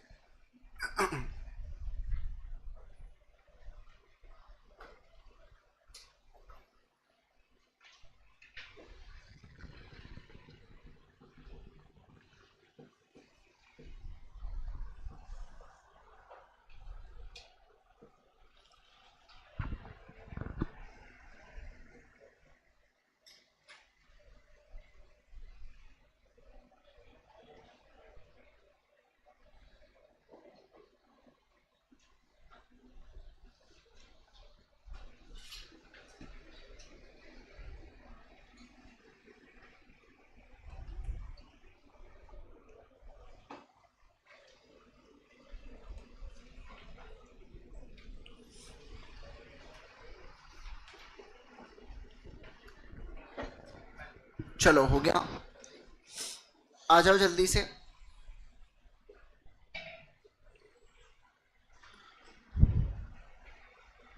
और ध्यान दो, बात करेंगे किसके बारे में, interdisciplinary nature of auditing with relationship with the other diverse subject. मतलब इनका कहना है कि कैसे ऑडिट और दूसरे सब्जेक्ट इंटर रिलेटेड है, उसके बारे में ये लोग बात कर रहे हैं. जैसे देखो, ऑडिटिंग और अकाउंटिंग कैसे रिलेटेड है, तो ऑब्वियस सी बात है, अकाउंटिंग की मदद से हम लोग बुक्स ऑफ अकाउंट्स बनाते हैं, और बुक्स ऑफ अकाउंट्स का ही क्या किया जाता है, ऑडिट किया जाता है. अब बुक्स ऑफ अकाउंट्स को जब मैं वेरीफाई करूंगा, चेक करूंगा, ऑडिट करूंगा, तो वो कैसे चेक करूंगा कि जो स्टैट्यूटरी लॉज बना के रखे हैं ना, क्या वो लॉ के हिसाब से ऑडिट हुआ या नहीं हुआ, उसके बारे में, क्या लॉ के हिसाब से फाइनेंशियल स्टेटमेंट्स बने या नहीं बने. जैसे लॉ में आपने सेक्शन नंबर 133 पढ़ा होगा, जो कहता है अकाउंटिंग स्टैंडर्ड्स को फॉलो करना चाहिए कंपनी ने. अब अकाउंटिंग स्टैंडर्ड जो भी एप्लीकेबल होंगे, उसके हिसाब से कंपनी ने एफएस को बनाया या नहीं बनाया, ये चेक कौन करेगा, मैं चेक करूंगा. समझे क्या? देखो यहाँ पे क्या, auditing reviews the financial statement which are nothing but a result of overall accounting process. मतलब क्या हुआ है यहाँ पे, जो ओवरऑल अकाउंटिंग प्रोसेस है आपकी, उसी को चेक करता है कौन, उसी को चेक करता है आपका ऑडिटिंग. ठीक है. लॉ देखो कैसे, auditor should have good knowledge about business laws affecting the entity. जैसे कंपनी लॉ की शेड्यूल 3 के हिसाब से बैलेंस शीट बनी या नहीं बनी, इसको भी कौन चेक करेगा, ऑडिटर चेक करेगा भैया. तो इसलिए बोला है ऑडिटिंग और लॉ भी इंटर रिलेटेड है. अब सवाल बनता है, ऑडिटिंग एंड इकोनॉमिक्स कैसे इंटर रिलेटेड है. जैसे देखो, इकोनॉमिक्स के अंदर एनवायरमेंट होते हैं, आपने पढ़े होंगे, PESTLE environment, political, economical, technical, social, legal, ये सब पढ़े होंगे आपने. तो अब ये जितना भी इकोनॉमिक एनवायरमेंट होता है, ये अफेक्ट किसको करता है, बिजनेस. इकोनॉमिक जो है, आप समझो ना, ये जो एनवायरमेंट है, बिजनेस एनवायरमेंट जो है, वो बिजनेस को अफेक्ट करेगा. अब जैसे दिवाली आई तो सेल बढ़ना ही बढ़ना है, लेकिन मुझे एक बात बताओ, ऐसा बाकियों के साथ होता है क्या? ऐसा मतलब बाकी महीनों में भी होता है क्या? नहीं होता। तो ये मुझे कैसे समझा? जैसे मैं देख रहा हूं फाइनेंशियल स्टेटमेंट्स को, तो मुझे नजर आता है नवंबर में इतना सेल है, लेकिन अक्टूबर में तो कोई सेल ही नहीं, दिसंबर में उतना सेल ही नहीं। क्यों ऐसा? अरे नवंबर में दिवाली आई ना, इसलिए ज्यादा सेल है। ये किसको समझना है? ऑडिटर को समझना है। तो क्या आपको लगता नहीं ऑडिटिंग और इकोनॉमिक्स भी रिलेटेड है? मतलब मैं ऑडिट करते वक्त मेरे को बिजनेस एनवायरनमेंट के पूरे फैक्टर्स को कंसीडर करना पड़ेगा, ऐसा यहां पे बोला जा रहा है। ठीक है, जैसे देखो, auditor is expected to be familiar with overall economic environment of the client. तो जो हमारा क्लाइंट है उसका जो एनवायरनमेंट है उसके रिलेटेड हम लोग फेमिलियर रहना चाहिए, तब जाके मैं कहूंगा कि मेरे लिए चीजें आसान रहने वाली है। क्या? हाँ सर, रहने वाली है। समझे आप बात को? यस। अब देखो, ऑडिटिंग एंड बिहेवियरल साइंस, क्या बोल के रखा है यहाँ पे? Auditing and behavioural science. अब ये बिहेवियरल साइंस का मतलब क्या होता है? इसका मतलब होता है ह्यूमन बींग्स को थोड़ा सा स्टडी करना। अब ऐसा समझो कि ह्यूमन बींग कैसे रिएक्ट करेगा कोई चीजों के ऊपर, तो उससे रिलेटेड यहाँ पे बात की गई है। अब ऑडिटिंग कैसे रिलेटेड है तो मैं बात करता हूं। देखो, बुक्स ऑफ अकाउंट्स को बनाता कौन है? मैनेजमेंट बनाता है। मैनेजमेंट का मतलब क्या? अंबानी लेके बैठेगा क्या टैली चल एक एक एंट्री पास करते बोले? ऐसा होने वाला है क्या? नहीं। वो बोलेगा किसी ना किसी पर्सन को कि तुम अकाउंटिंग एंट्री को पास करो, यानी कि अकाउंटेंट को रख देगा। बराबर। अब जो अकाउंटेंट है और जो कैशियर है, अगर उनको कोई लूप होल मिल जाता है फाइनेंस कंपनी के अंदर, तो क्या आपको लगता नहीं वो दोनों मिलके फ्रॉड कर सकते हैं करके? बिल्कुल कर सकते हैं। अब मान लो अगर कोई एम्प्लॉय है जिसकी सैलरी बहुत कम है, लेकिन वो एम्प्लॉय को मैं देखूं वो बढ़िया कार से आ रहा जा रहा, आप समझ रहे, वो जिस हिसाब से वो कपड़े, वॉच या बाकी जो शौक रख रहा है, मुझे उसके सैलरी से वो मैच नहीं कर रहे, तो कहीं ना कहीं क्या आपको लगता नहीं ऑडिटर को डाउट आना चाहिए ऐसे एम्प्लॉय पे कि हो सकता है ये एम्प्लॉय ने कोई फ्रॉड किया हो फाइनेंशियल स्टेटमेंट में, जिसके कारण वो ऐसी लाइफस्टाइल एंजॉय कर पा रहा है और मुझे वो फाइनेंशियल स्टेटमेंट में नजर नहीं आया। हो सकता है ना? तो ऑडिटर को अलर्ट रहना पड़ता है जब वो ऑडिट करने के लिए आता है। आप समझ रहे बात को, है ना? देखिए क्या, auditing and behavioral science, knowledge of human behavior is essential for auditor to effectively discharge his duties. Auditor अपने ड्यूटीज को परफॉर्म करने के लिए जब आता है ना, तो ऐसे केस में उसको ह्यूमन बींग्स के नॉलेज के बारे में, जैसे मान लो मैं ना अक्टूबर मंथ की सेल्स बुक मांग रहा हूं, बार बार 10 बार मैंने आज तक मांग लिया, लेकिन सामने वाला व्यक्ति है ना बेटा मेरे को दे ही नहीं रहा है यहाँ पे बुक्स ऑफ अकाउंट्स, तो क्या आपको लगता नहीं ऑडिटर को डाउट अराइज होना चाहिए कि भैया इतने बार बुक्स ऑफ अकाउंट्स मांगने पर भी अगर सामने वाला व्यक्ति नहीं दे रहा है तो पक्का कुछ गड़बड़ है करके? समझ रहे हैं आप बात को, है ना? यस। अब देखिए, auditing and statistics and mathematics. आपने स्टैटिस्टिक्स में एक चैप्टर पढ़े होंगे सैंपलिंग नाम से, पढ़े क्या? जब मैं रिलायंस का ऑडिट करने के लिए जाऊंगा तो मैं क्या एक एक एंट्री चेक करूंगा क्या सेल्स की? आप देखो यहाँ पे 4,67,000 करोड़ का सेल्स फिगर था, तो उसकी कितनी सारी अकाउंटिंग एंट्रीज होंगी? क्या मैं हर एक एंट्री को चेक करूंगा क्या? नहीं सर, पॉसिबल नहीं है ऑडिटर के लिए।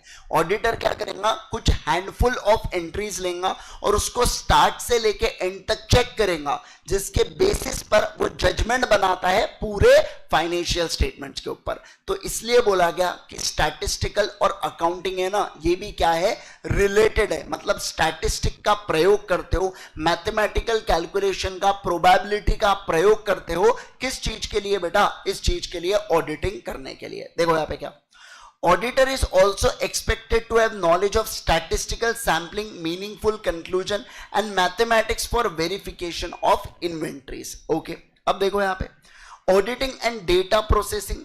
डेटा प्रोसेसिंग का मतलब क्या होता है समझो। जैसे देखो टैली में मैं एंट्रीज पास करता हूं, इसे डेटा प्रोसेसिंग बोला जाता है। आप लोग मॉल में जाते हो बेटा, वो स्कैन करता है, वहां पे दनादन प्रोडक्ट्स के नाम आ जाते हैं, जैसे ही बिल बना आपको आ जाता है एसएमएस। आजकल तो ई बिल हो गए, सब एसएमएस के थ्रू आते हैं। तो ये भी हो गया डेटा प्रोसेसिंग, बराबर ना? तो मुझे एक बात बताओ, क्या आपको लगता नहीं ऑडिटर को चेक करना चाहिए कि एक जो सिस्टम ऑर्गेनाइजेशन में लगा हुआ है ये एरर फ्री सिस्टम होना चाहिए? बिल आपका बना, एसएमएस मेरे को आ रहा, कितना मजा आएगा? आप समझ रहे हो क्या? आप सोच के देखो, बिल बना लेकिन वो एंट्री आई ही नहीं, फाइनेंशियल स्टेटमेंट में कंसिडर ही नहीं की गई, वो स्टॉक में ही दिख रहा है अभी भी। ऐसा होना चाहिए क्या? नहीं सर। हमने ईडीपी ऑडिटिंग भी अपने आप में क्या डिसिप्लिन है क्या? बिल्कुल। मतलब आजकल सिस्टम आ चुका है। सीसा, आपने कई बार दो कोर्सेज सुने होंगे, सीसा और डीसा। कई लोगों के नाम के आगे होता है ऐसा, सीए के बाद वो सीसा डीसा करते हैं। क्यों करते हैं? सिस्टम ऑडिट करने के लिए। आजकल जमाना है कंप्यूटराइज्ड का, सारे अकाउंटिंग कंप्यूटराइज किए जाते हैं। तो भैया कंप्यूटर एरर फ्री है कि नहीं है, ये कौन चेक करेगा? सीए चेक करेगा। तो कैसे? जब वो सीसा या डीसा की डिग्री उसको मिल जाती है ना सीए के बाद, तो वो क्या कर सकता है? वो सिस्टम ऑडिट कर सकता है और उसके बाद ऑडिट रिपोर्टिंग देता है। ठीक है सर, आइए अब देखो ऑडिटिंग एंड एफएम। क्या आपको लगता नहीं, एफएम आपने पढ़ लिया होगा अभी तक, वर्किंग कैपिटल मैनेजमेंट के बारे में लंबे चौड़े आप स्टेटमेंट बनाते थे बहुत सारे। तो क्या आपको लगता नहीं वो ऑडिटर के लिए भी बहुत ज्यादा रेलेवेंट होंगे? कैश फ्लो स्टेटमेंट बनाते थे आप, एनपीवी आप कैलकुलेट करते हो, डेटर करंट असेट रेशियो आप कैलकुलेट करते हो। ये सारे रेशियोस किसके काम के आने वाले हैं? ऑडिटर के काम के लिए होने वाले हैं। और इसके अलावा ऑडिटिंग एंड प्रोडक्शन के रिगार्डिंग भी आप लोग कॉस्टिंग पढ़ रहे हो क्या? है ना, कॉस्टिंग के अंदर स्टैंडर्ड कॉस्टिंग हो गया आप लोगों का कि अभी होने वाला है? होने वाला है। तो अभी अपने ओवरहेड्स पढ़े होंगे, मटेरियल लेबर वो सब पढ़े होंगे। तो एक कॉस्ट शीट बनती है, कॉस्ट शीट के हिसाब से कितना परसेंटेज कैलकुलेट करेंगे। जॉब वर्क आपने पढ़ा होगा जिसके अंदर बाय प्रोडक्ट है, जॉइंट प्रोडक्ट, ऐसे रहते ना टॉपिक्स। तो ये सारी चीजें भी ऑडिटर के लिए जरूरी पड़ती है क्या? हाँ सर, जरूरी पड़ती है कि जो हमने बजट बनाया था, क्या वो बजट के हिसाब से कंपनी काम कर रही है या कुछ भी अड़म धड़म काम कर रही है, उसके रिगार्डिंग चेक करने के लिए ये भी एक क्या बनता है? ये भी एक सहारा बनता है। बेसिक पॉइंट से ज्यादा ध्यान नहीं रखा तो भी चल जाएगा। अब देखो, अब बात करेंगे बहुत ज्यादा इंपॉर्टेंट टॉपिक के बारे में, वेरी इंपॉर्टेंट टॉपिक। और वो कौन सा है? ऑब्जेक्टिव्स ऑफ ऑडिट के बारे में। किसके बारे में बोलो जल्दी से? Objectives of audit. अभी तक अपन लोगों ने क्या क्या पढ़ लिया है बोलो? सबसे पहले ऑडिट की डेफिनेशन पढ़ी, दूसरा अपन ने स्कोप पढ़ा, तीसरा अपन ने इनका देखा कि ऑडिट का किस किस के साथ रिलेशन है और क्या क्या रिलेशन है, उसके बारे में एक जानकारी ले ली बेसिक।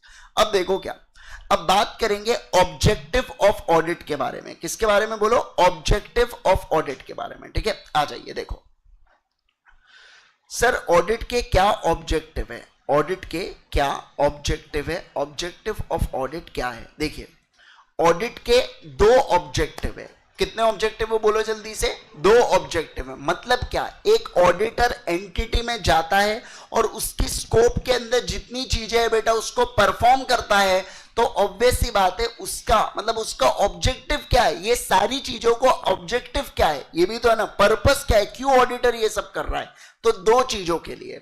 सबसे पहला क्या? सबसे पहला ऑब्टेन करना है, उसको पाना है, उसको क्या? Reasonable assurance. कैसा अश्योरेंस बोलो? Reasonable assurance. सभी लोग बोलो कैसा अश्योरेंस? Reasonable assurance. अच्छा, किस बात का रीजनेबल अश्योरेंस? की financial statements are free from material misstatement. क्या कहा मैंने बोलो? Financial statements are free from material misstatement. हो सकता है मटेरियल मिसस्टेटमेंट फ्रॉड से हो या एरर से हो, और फाइनेंशियल स्टेटमेंट एप्लीकेबल एफआरएफ से बना। किससे बना बोलो? एफआरएफ से बना। एफआरएफ का फुल फॉर्म होता है फाइनेंशियल रिपोर्टिंग फ्रेमवर्क। क्या होता है बोलो? Financial reporting framework. लिख लो जल्दी से, चलो जल्दी जल्दी लिखो। एफआरएफ का मतलब होता है फाइनेंशियल रिपोर्टिंग फ्रेमवर्क। फिर इसके बाद अपन डिटेल में पढ़ना इसको स्टार्ट करते हैं अभी।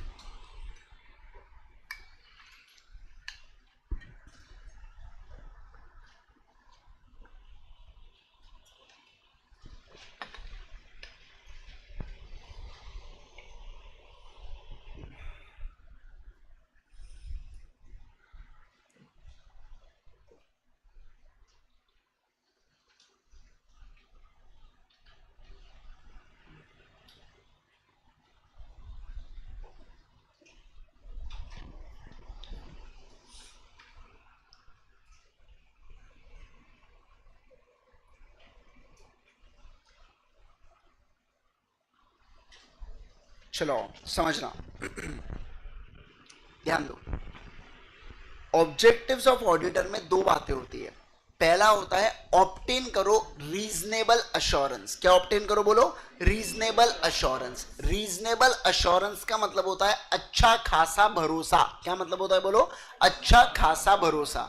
याद करो पुष्पक वाला एग्जाम्पल, उसके अंदर मुकेश अंबानी ने बोला था कि 10,000 या ये 90,000 का अमाउंट उतना रेलेवेंट नहीं है। क्यों ऐसा बोला था? क्योंकि बेटा समझना ना, वो कोई मटेरियल गलती, मिस स्टेटमेंट का मतलब होता है गलती, वो कोई मटेरियल गलती थी क्या? नहीं। तो मटेरियल का अर्थ क्या होता है? मटेरियल का मतलब होता है जो सामने वाले के डिसीजन को चेंज कर दे, उसका मतलब होता है मटेरियल। जैसा वहां पे अगर अमाउंट 1,00,000 करोड़ होता तो मुझे बताइए क्या वो मटेरियल होता? क्या उससे आपका डिसीजन अफेक्ट होता? आप बोलते कैसी फ्रॉड कंपनी, मैं तो बेच के चला करके शेयर्स, बराबर ना? तो क्या हुआ? आपका डिसीजन बदल गया। डिसीजन क्यों बदला? क्योंकि अमाउंट मटेरियल था। क्या था बोलो जल्दी से? अमाउंट मटेरियल था। तो देख, अब अपन क्या चाहते हैं, ऑडिटर क्या चाहता है?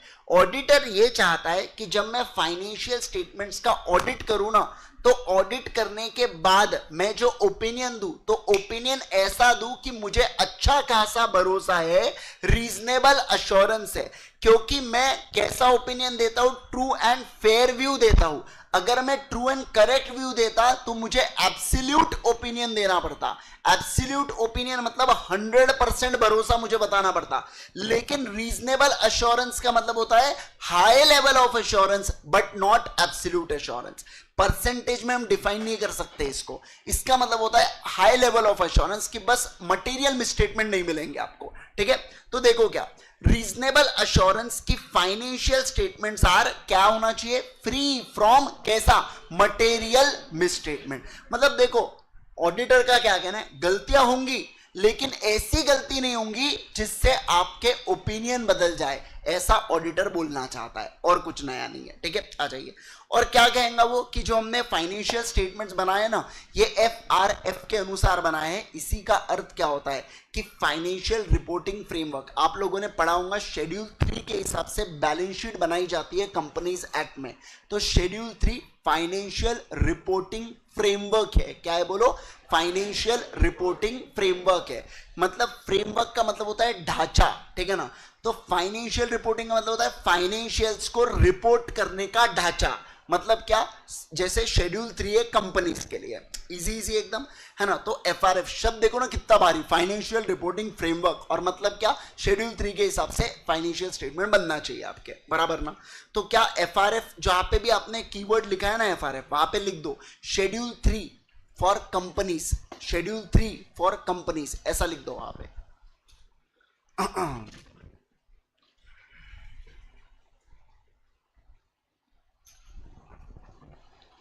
Schedule 3 for companies.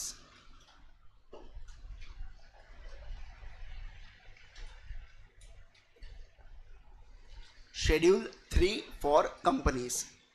ठीक है, देखो ऑब्जेक्टिव ऑफ ऑडिटर में सबसे पहला ऑब्जेक्टिव बता दो, क्या ऑब्टेन करना? रीजनेबल अश्योरेंस ऑब्टेन करना कि financial statements are free from material misstatement and वो एप्लीकेबल FRF के अनुसार बनाए गए हैं, बराबर है? तो अच्छा खासा भरोसा दो चीजों के लिए ऑब्टेन करना है, एक तो मटेरियल गलतियां नहीं है और दूसरा क्या? एप्लीकेबल FRF है। क्या पहला बोलो? मटेरियल गलतियां नहीं है और दूसरा एप्लीकेबल FRF है। ठीक है, आ जाइए। अब सेकेंड हमारा ऑब्जेक्ट क्या है? रिपोर्ट और कम्युनिकेट करो एज पर ऐसे। मतलब मैंने ऑडिट किया, अब मुझे ऑडिट में अगर गलतियां मिली तो गलतियों को रिपोर्ट करो, अगर मुझे गलतियां नहीं मिली तो मैं उसको भी रिपोर्ट करना पड़ेगा ना। अब देखो यार, समझो मैंने फाइनेंशियल स्टेटमेंट को चेक किया, मुझे कुछ भी गलती नहीं मिली, अरे तो लोगों को तो बताओ कि आपको गलती नहीं मिली, तभी तो उनका भरोसा बढ़ेगा। लेकिन अगर मुझे गलती मिली तो मुझे वो भी बताना पड़ेगा। क्या बताना पड़ेगा? याद करो मैंने कहा था क्वालिफाइड, एडवर्स और रिजर्वेशन ऐसे रिमार्क्स है जो जनरल मीटिंग में ऑडिटर लाउडली रीड कर सकता है, इसके बारे में चर्चा भी हुई है। ठीक है, तो देखो क्या सेकेंड बॉन्ड क्या कहता है? रिपोर्ट करो। याद करो ऑडिटर को रिपोर्ट देना पड़ता है। क्या देना पड़ता है?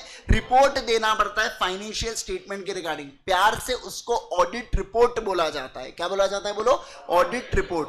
तो रिपोर्ट से मैं क्या करता हूं? कम्युनिकेट करता हूं। किसके साथ कम्युनिकेट करता हूं मैं?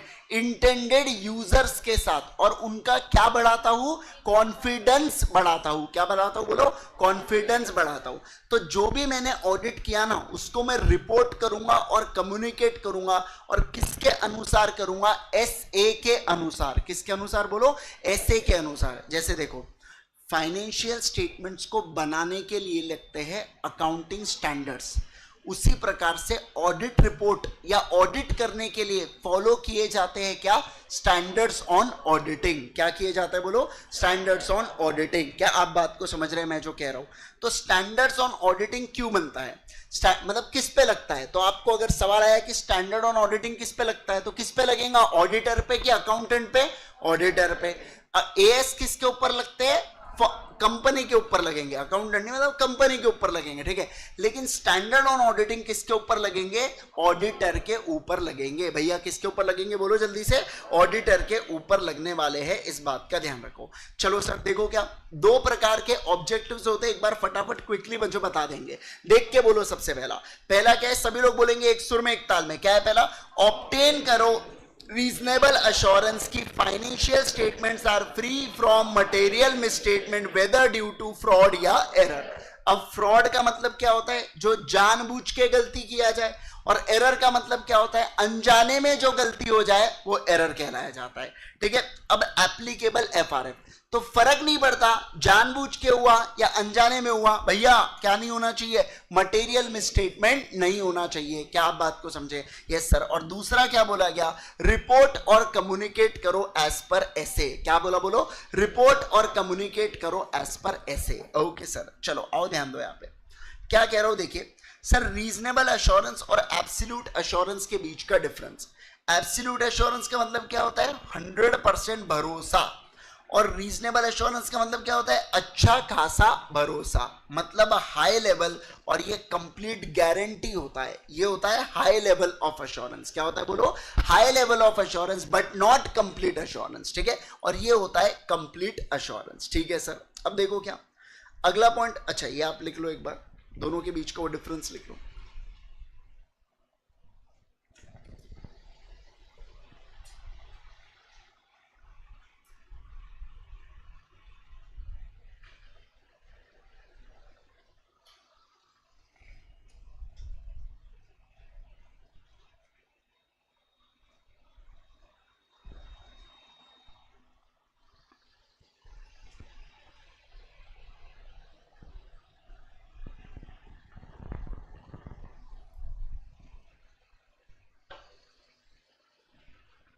पे आवाज क्या कह रही है?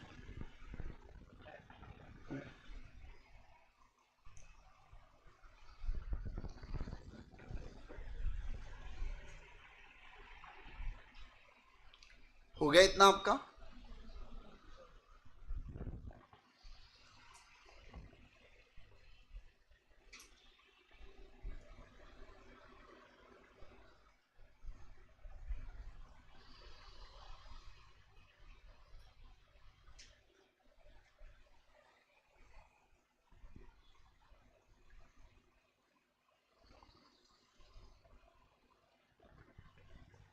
चलो डन है ना? आओ देखो क्या बोला जा रहा है। देखिए, एक पर्सन क्या करता है? ये स्टैंडर्ड ऑन ऑडिटिंग के अनुसार फाइनेंशियल स्टेटमेंट्स का ऑडिट करता है। फाइनेंशियल स्टेटमेंट किसके होते हैं? कंपनी के। कंपनी के फाइनेंशियल स्टेटमेंट का ऑडिट समरी है ये, और कुछ नहीं है, ठीक है। अभी तक जो जो पढ़ा उसके बारे में की समरी है। देखो, एक पर्सन जाता है स्टैंडर्ड ऑन ऑडिटिंग के अनुसार ऑडिट करता है फाइनेंशियल स्टेटमेंट्स का, उसको मिलते हैं ऑडिट एविडेंस, और उसके ही मदद से वो कंक्लूजन एंड ओपिनियन को के ऊपर पहुंचता है। क्या? हाँ सर, पहुंचता है। देखो, ऑडिटर जाएगा, ऑडिट करेगा, एविडेंस यानी कि प्रूफ को गैदर करेगा, और प्रूफ की मदद से कंक्लूजन और ओपिनियन के ऊपर पहुंचेगा। अब देखो, ये जो पर्सन है ये प्रोफेशनल कंपिटेंट पर्सन होना चाहिए, कौन ऑडिटर बन सकता है? जो सीए प्लस सीओपी हो। बीकॉम वाला व्यक्ति जा सकता क्या? नहीं। वो कॉम्पिटेंट है क्या? नहीं बेटा, ठीक है। तो सीए प्लस सीओपी, और उसके बाद स्किल्स भी होनी चाहिए। आपने डमी आर्टिकलशिप की है, आपके पास स्किल्स नहीं है, तो आप ऑडिट नहीं कर पाएंगे। प्रोफेशनल कॉम्पिटेंट भी हो, सीए प्लस सीओपी भी हो, और साथ में स्किल्स भी गैदर करता हो। मान लो जैसे मैं प्रैक्टिस करता हूं टैक्सेशन में, तो मैं ऑडिट जाके कोई दूसरे इसका कर सकता क्या? नहीं कर सकता, समझना। मैं फिर टैक्स का ही ऑडिट कर पाना चाहिए। अलग अलग ऑडिट्स होते हैं, जैसे कंपनी ऑडिट एक स्कोप है, जैसे टैक्स ऑडिट एक स्कोप है, जीएसटी ऑडिट एक स्कोप है, इंटरनल ऑडिट ये एक स्कोप है। ऐसे अलग अलग स्कोप्स होते हैं ऑडिट के, समझ रहे? अलग अलग टाइप्स ऑफ ऑडिट होते हैं, आप ऐसा समझो। तो ये जितने भी तरीके हैं ना ऑडिट के, तो एक ऑडिटर कोई भी ऑडिट कर सकता है, ऐसा यहाँ पे बोला जा रहा है। तो अपने स्किल्स के अनुसार आप ऑडिट करना, ऐसा इनका कहना है। मिसस्टेटमेंट का अर्थ मैंने आपको बताया, गलती। जो जानबूझ के करे फ्रॉड होता है, और जो गलती से हो जाए उसे एरर कहते हैं। और इसे अपने को चेक करना है, एज अ होल चेक करना है। मतलब मैं ऐसा नहीं चेक करूंगा सेल में कितनी गलती है, ना ना ना, या सेल के एक मंथ में कितनी एंट्री है, नहीं नहीं बाबा। पूरे फाइनेंशियल स्टेटमेंट को एज अ होल चेक करो, कि पूरे फाइनेंशियल स्टेटमेंट के पॉइंट ऑफ व्यू से देखूं तो ये गलती मैटर करती है क्या नहीं मैटर करती है, मुझे उसको देखना है, ठीक है। ओके, अब देखो ऑडिटर चेक करता है कि एफएस प्रिपेयर हुए एज पर एफआरएफ। ये अपन ने डिस्कस कर लिया है। शेड्यूल किसके हिसाब से होता है बोलो? शेड्यूल 3 को एफआरएफ का दर्जा दिया गया है। अब देखो ऑडिटर ने ऑडिट किया, अब उसको जो भी फाइंडिंग्स मिले, फाइंडिंग्स का मतलब क्या होता है कि मैं ऑडिट किया, मुझे कुछ गलतियां मिली, मुझे कुछ गलत चीजें मिली, तो ये इसे फाइंडिंग बोलूंगा मैं। तो उसको क्या करना है? रिपोर्ट में देना है। किसको? आईयू को। आईयू कौन है बोलो? Intended user. कौन है बोलो जल्दी से? Intended user. तो इंटेंडेड यूजर को मैं अपने फाइंडिंग्स के बारे में रिपोर्ट करूंगा। तो मेरे रिपोर्ट को क्या बोला जाता है? पढ़ा है आप लोगों ने? ऑडिट रिपोर्ट बोला जाता है। क्या बोला जाता है बोलो? ऑडिट रिपोर्ट बोला जाता है, ठीक है ना। तो आ जाओ जल्दी से शुरुआत के पेज में। आईयू का मतलब लिख के रखो इंटेंडेड यूजर, एआर का मतलब लिख के रखो ऑडिट रिपोर्ट।